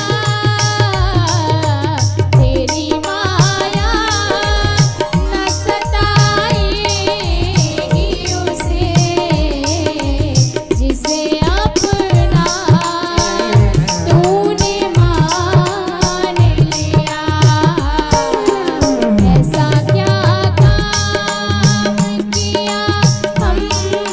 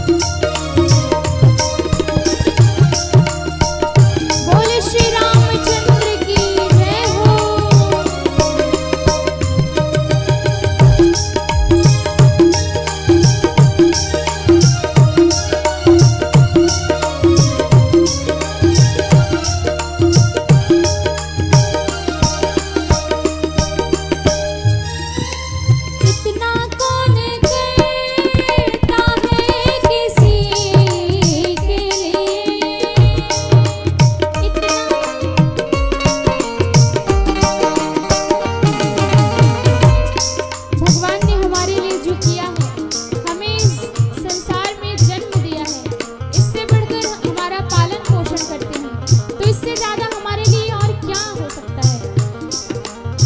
तो कहते हैं इतना कौन करता है किसी के लिए, जितना तूने कर दिया है मेरे लिए, जितना तूने कर दिया है मेरे लिए, मेरी हर खुशी का इंतजाम किया, मेरी हर खुशी का इंतजाम किया। क्या जरा सा मैंने तेरा नाम लिया, क्या जरा सा मैंने तेरा नाम लिया। ऐसा क्या काम किया हमने तेरा, जो मेरा हाथ तूने थाम लिया। मेरी जिंदगी बदल दी तूने, मेरी जिंदगी बदल दी तूने। क्या जरा सा मैंने तेरा नाम लिया, क्या जरा सा मैंने तेरा नाम लिया, क्या जरा सा मैंने तेरा नाम लिया, क्या जरा सा मैंने तेरा नाम लिया। बोल भक्त वत्सल भगवान की जय हो। तो हमारे सरकार इतने दयालु हैं, जिसमें कोई कारण नहीं नजर आता था कृपा करने का, पर दयालु ने उसमें भी कारण ढूंढ लिया और उस पर कृपा की बरसात कर डाली। इसलिए कहा जाता है आपका जो भी भाव हो सब भगवान से करें। क्रोध भी करना है तो भगवान से करें, यदि आपको प्रेम भी करना है तो भगवान से करें, द्वेष भी करना है तो भगवान से करें, यदि आपका काम भाव है तो वो भी भगवान से करें। कामात् क्रोधात् भयात् स्नेहात् यथा भक्तेश्वरो मनः आवेशं तददं हित्वा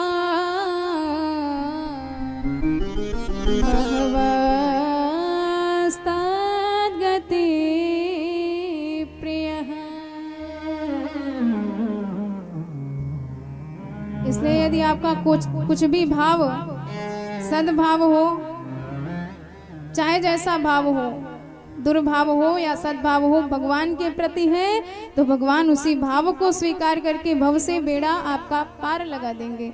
पर यदि भगवान से कोई भाव ही ना हो, आप भगवान को मानते ही ना हो कि भैया हमारी दृष्टि में तो भगवान होते ही नहीं है, क्योंकि हम उसी पे विश्वास करते हैं जो प्रैक्टिकल देख लेते हैं, फिर ऐसे लोगों का तीनों काल में कल्याण नहीं हो सकता, किसी युग में कल्याण नहीं हो सकता। कम से कम जो भगवान को मानते हैं, उनसे दुश्मनी करते हैं, उनका तो भगवान उद्धार करते ही हैं। पर जो भगवान को मानते ही नहीं, नास्तिक होते हैं, ऐसे नास्तिक लोगों की तो विडंबना होती है। इसलिए भगवान को मानो, भाव आपका चाहे जैसा होगा भगवान वही भाव स्वीकार कर लेंगे, इतने भक्त वत्सल हैं। तो इधर विश्वामित्र जी को समझ में आ गया कि अब तक तो हम अपने बल पर, अपने सुबाहु पर यज्ञ करने का प्रयास कर रहे थे, इसलिए निष्फल हो रहा था। जबकि मुहूर्त भी बढ़िया, स्थान भी बढ़िया, काल भी बढ़िया, धन भी बढ़िया, हम भी बढ़िया, पर जब हमारा बल लग रहा है तो यज्ञ कभी सफल नहीं हो पाया। तो आज तो देख ऋषि निज नाथ ये चीनी, और विद्या नदी कहूँ विद्या दीनी, आज अपने इष्ट देव को पहचान गए और सारा बलाबल उन्हें समर्पित कर दिया। पहले तो विद्या बल दिया, अस्त्र बल दिया, शस्त्र बल दिया, फिर बाहुबल दिया, फिर बुद्धि बल भी समर्पित कर दिया। और जब भक्त भगवान के भरोसे हो जाए तो फिर भगवान उसे तुरंत सारे कष्टों से मुक्त कर देते हैं, उसकी सारी काम को अपने कंधे पर ले लेते हैं। अब भगवान ने कहा महाराज आप चिंता मत करो। प्रात कहा मुनि सन रघुराई, निर्भय यज्ञ करऊं तुम जाई, निर्भय यज्ञ करऊं तुम जाई। प्रात कहा मुनि सन रघुराई,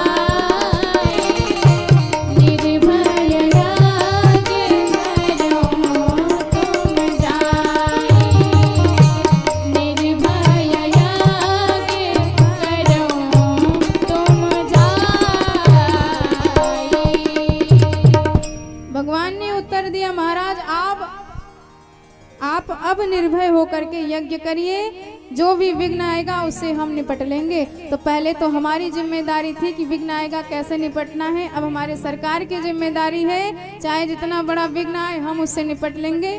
तो होम करन लागे मुनिझारी, आप रहे मख की रखवारी। हमारे प्रभु धनुष और बाण लेके यज्ञ की रखवाली में रहे। सुबाहु आया तो भगवान ने उसका अंत कर डाला, मारीच आया तो उसको बिना फल का बाण मारा। तो इस प्रकार यज्ञ पूर्ण करवाया। परम गदगद हो गए विश्वामित्र जी महाराज कि जो अपने आप को भगवान पर सौंप देता है तो फिर उसका सारा यज्ञ पूर्ण हो जाता है। तो विश्वामित्र जी ने कहा कि रघुवर हमने केवल अपना यज्ञ पूर्ण करने के लिए आपको नहीं बुलाया था, अभी आपसे एक यज्ञ और पूर्ण करवाना है। भगवान ने कहा कौन सा? तो गुरुदेव ने बताया कि मिथिला में धनुष यज्ञ हो रहा है। और जैसे ही धनुष यज्ञ की बात सुनी हमारे सरकार मिथिला जाना है, प्रियाजू की नगरी में प्रवेश करना है, तो परम गदगद हो गए, मन से हर्षित हो गए। धनुष यज्ञ सुनी रघुकुल नाथा परम गदगद हो गए और हर्ष चले मुनिवर के साथ विश्वामित्र जी के साथ हर्षित होके चल दिए। पर जाते जाते मार्ग में एक आश्रम दिखाई दिया। आश्रम एक दीख मग माही, आश्रम तो दिखाई दिया पर एकदम उजड़ा सा निर्जन वन दिखाई दिया। खग मृग जीव जंतु तह नाही, वहां पर तो पक्षियां भी नहीं उड़ रही थी, कोई जीव नहीं था, छोटे से छोटा बड़ा सा बड़ा कुछ नहीं था, निर्जन आश्रम देखा।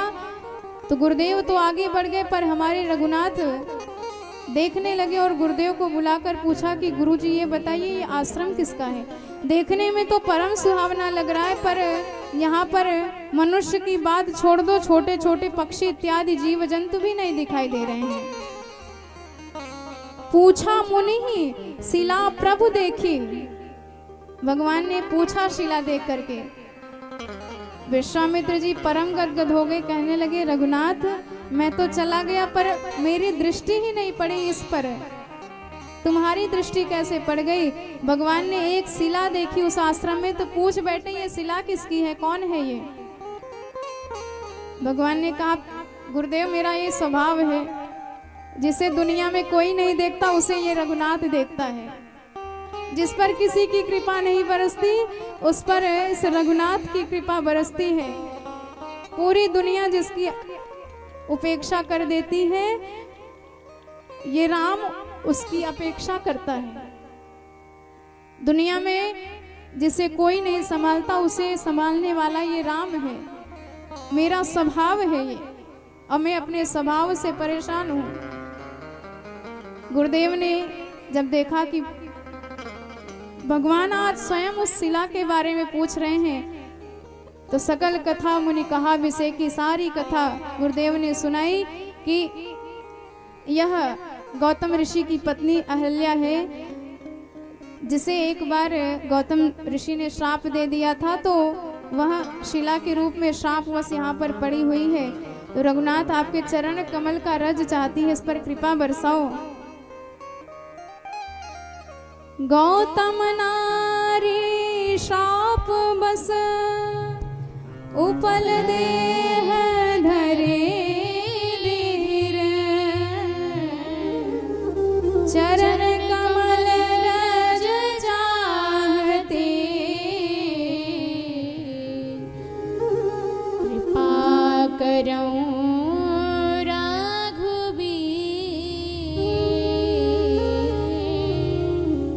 सारी कथा बताई भगवान को और कहने लगे आपकी चरण की रज चाहती है। भगवान ने कहा गुरुदेव क्यों शर्मिंदा करते हैं? अरे मैं कौन होता हूँ इस पर कृपा करने वाला? आपके रहते मैं कैसे कृपा करूँगा?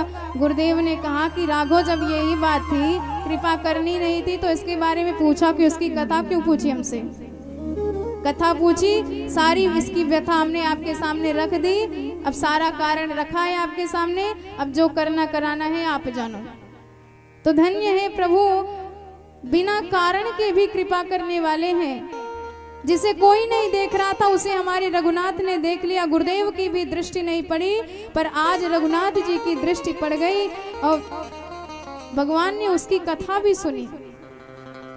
प्रभु कहते हैं कि उद्धार करने का कोई आधार होना चाहिए, बिना आधार के उद्धार कैसे हो सकता है? पर जिसके पास कोई आधार नहीं होता, जिसके पास कोई साधन नहीं होता, तो हमारे करुणा वरुणालय सरकार अपने मन से साधन बना दिया करते हैं। देखिए भक्ति के हिसाब से भगवान उद्धार करते हैं। जीवन में भक्ति हो तब तो कल्याण करें, पर इसके जीवन में भक्ति है ही नहीं। प्रथम भगति संतन कर संगा, पहली भक्ति है संतों का संग, पर ये संग कहाँ से करेगी? बेचारी तो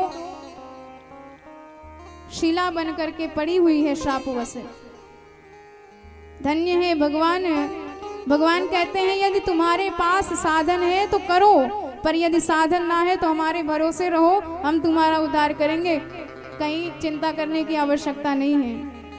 साधन नहीं कर सकती, संतों का संग नहीं कर सकती, तो भगवान कहते हैं कि तुम नहीं कर सकती तो हम ही करा देते हैं सत्संग। गुरुदेव चले जा रहे थे तो उन्हें रोक करके पीछे बुलाया और संत का दर्शन करवाया उसे। फिर दूसरी रतिमम कथा प्रसंगा, दूसरी भक्ति है मेरे कथा में दृढ़ विश्वास, मेरी कथा सुनो, मेरी कथा में प्रतीति करो। पर ये कथा भी नहीं सुन सकती। चलो ठीक है, जब ये हमारी कथा नहीं सुन सकती तो हम ही इसकी व्यथा सुन लेते हैं। और जीव की होती है हमेशा व्यथा, और जिस व्यथा को भगवान सुन ले वही बन जाती है कथा, और फिर उस कथा को त्रैलोक्य में गाया जाता है।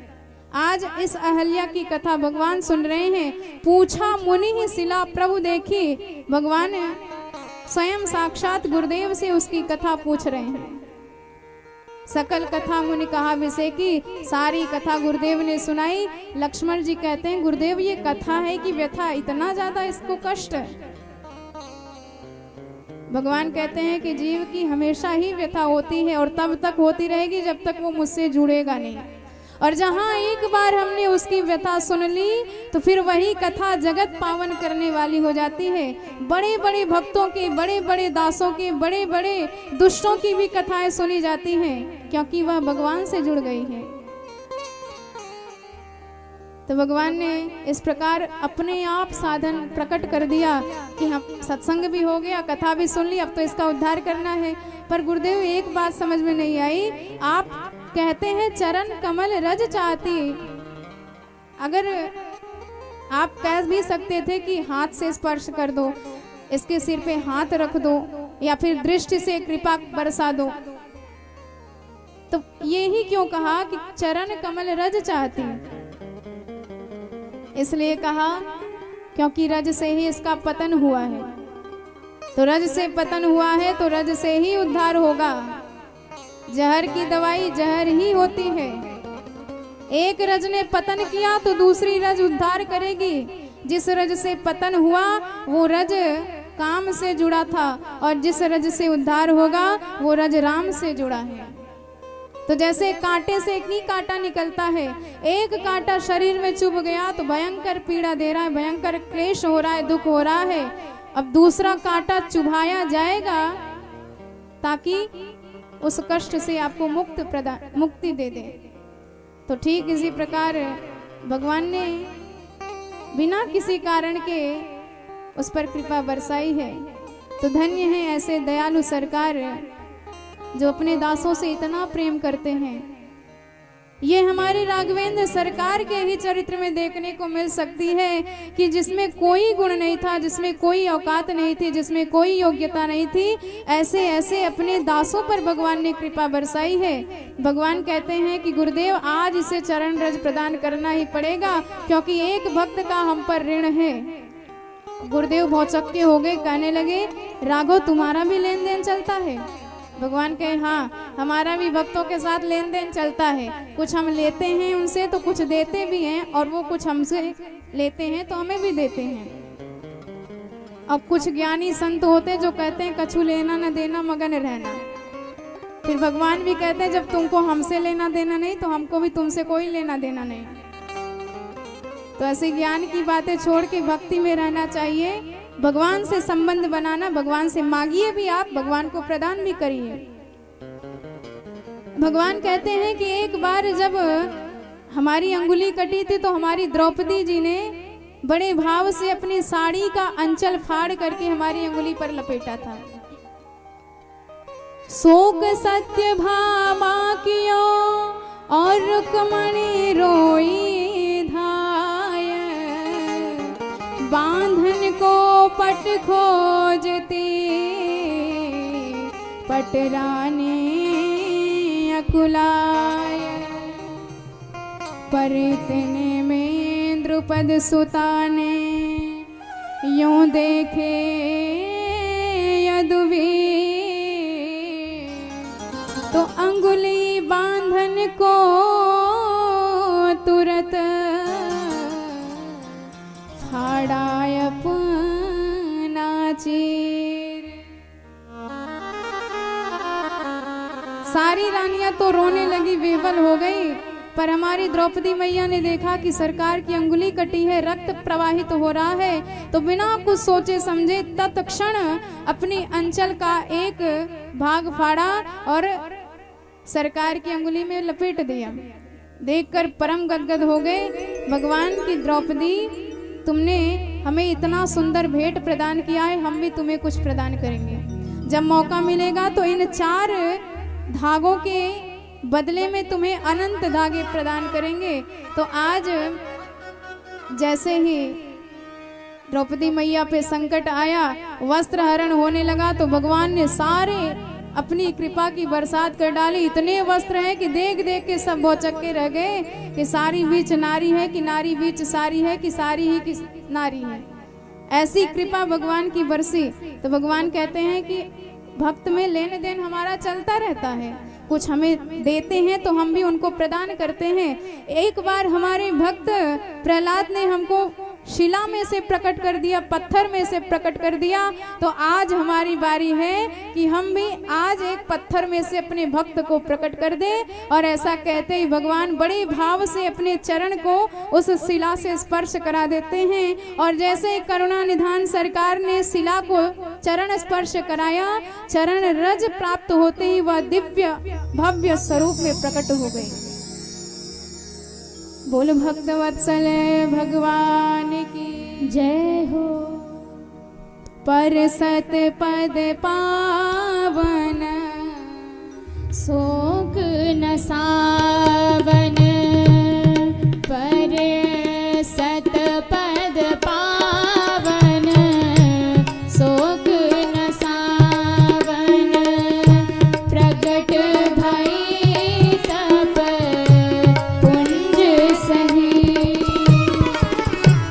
प्रगट भई तप पुंज सही, देखत रघुनायक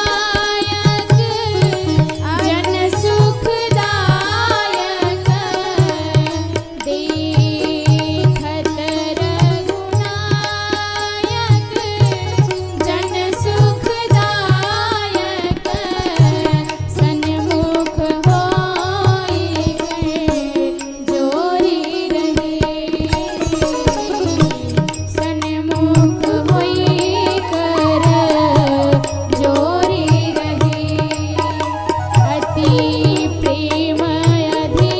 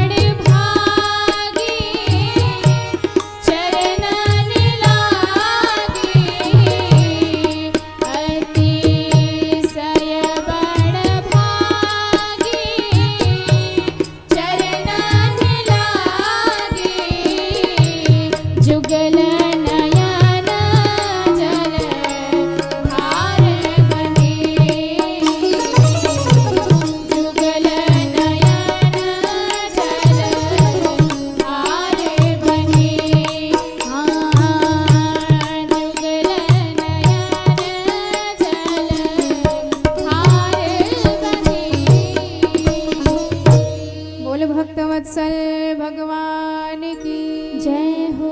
तो इस प्रकार भगवान ने अहिल्या का भी उद्धार किया, चरणों में प्रणाम किया। उसने कहा, मुनि शाप जो दीन्हा अति भल कीन्हा, मुझे मेरे पतिदेव ने शाप दिया था तो मेरे ऊपर उपकार किया था, आज साक्षात जगदीश्वर के साक्षात्कार हो गए। क्योंकि जिस चरण कमलों से गंगा जी प्रकट हुई हैं, आज उन्हीं चरण कमलों का दर्शन मुझे हुआ है। आज वही चरण कमल मेरे सिर पर आपने प्रदान किए हैं। सोई पद पंकज जही आज पूजत, मम सिर धरेउ कृपाल हरे।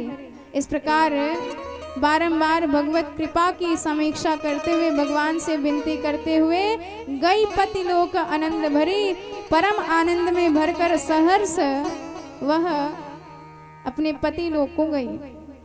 बोल भक्त वत्सल भगवान की जय हो।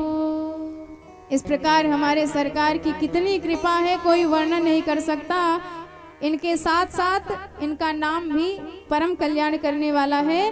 राम एक तापस तीय तारी, और नाम कोटि खल कुमति सवारी। नाम ने तो एक तपस्वी की पत्नी का उद्धार किया है, राम जी ने, पर हमारे भगवान के नाम ने तो करोड़ों करोड़ों पापियों का उद्धार किया है, पापियों का बेड़ा भव से पार लगाया है। तो बड़े भाव से उन्हीं सरकार के नाम में मन को समर्पित करें। तत्पश्चात वाणी को विराम। और कल के दिवस की कथा में हमारे प्यारे राघवेंद्र सरकार और सियाजू महारानी का विवाह उत्सव मनाया जाएगा।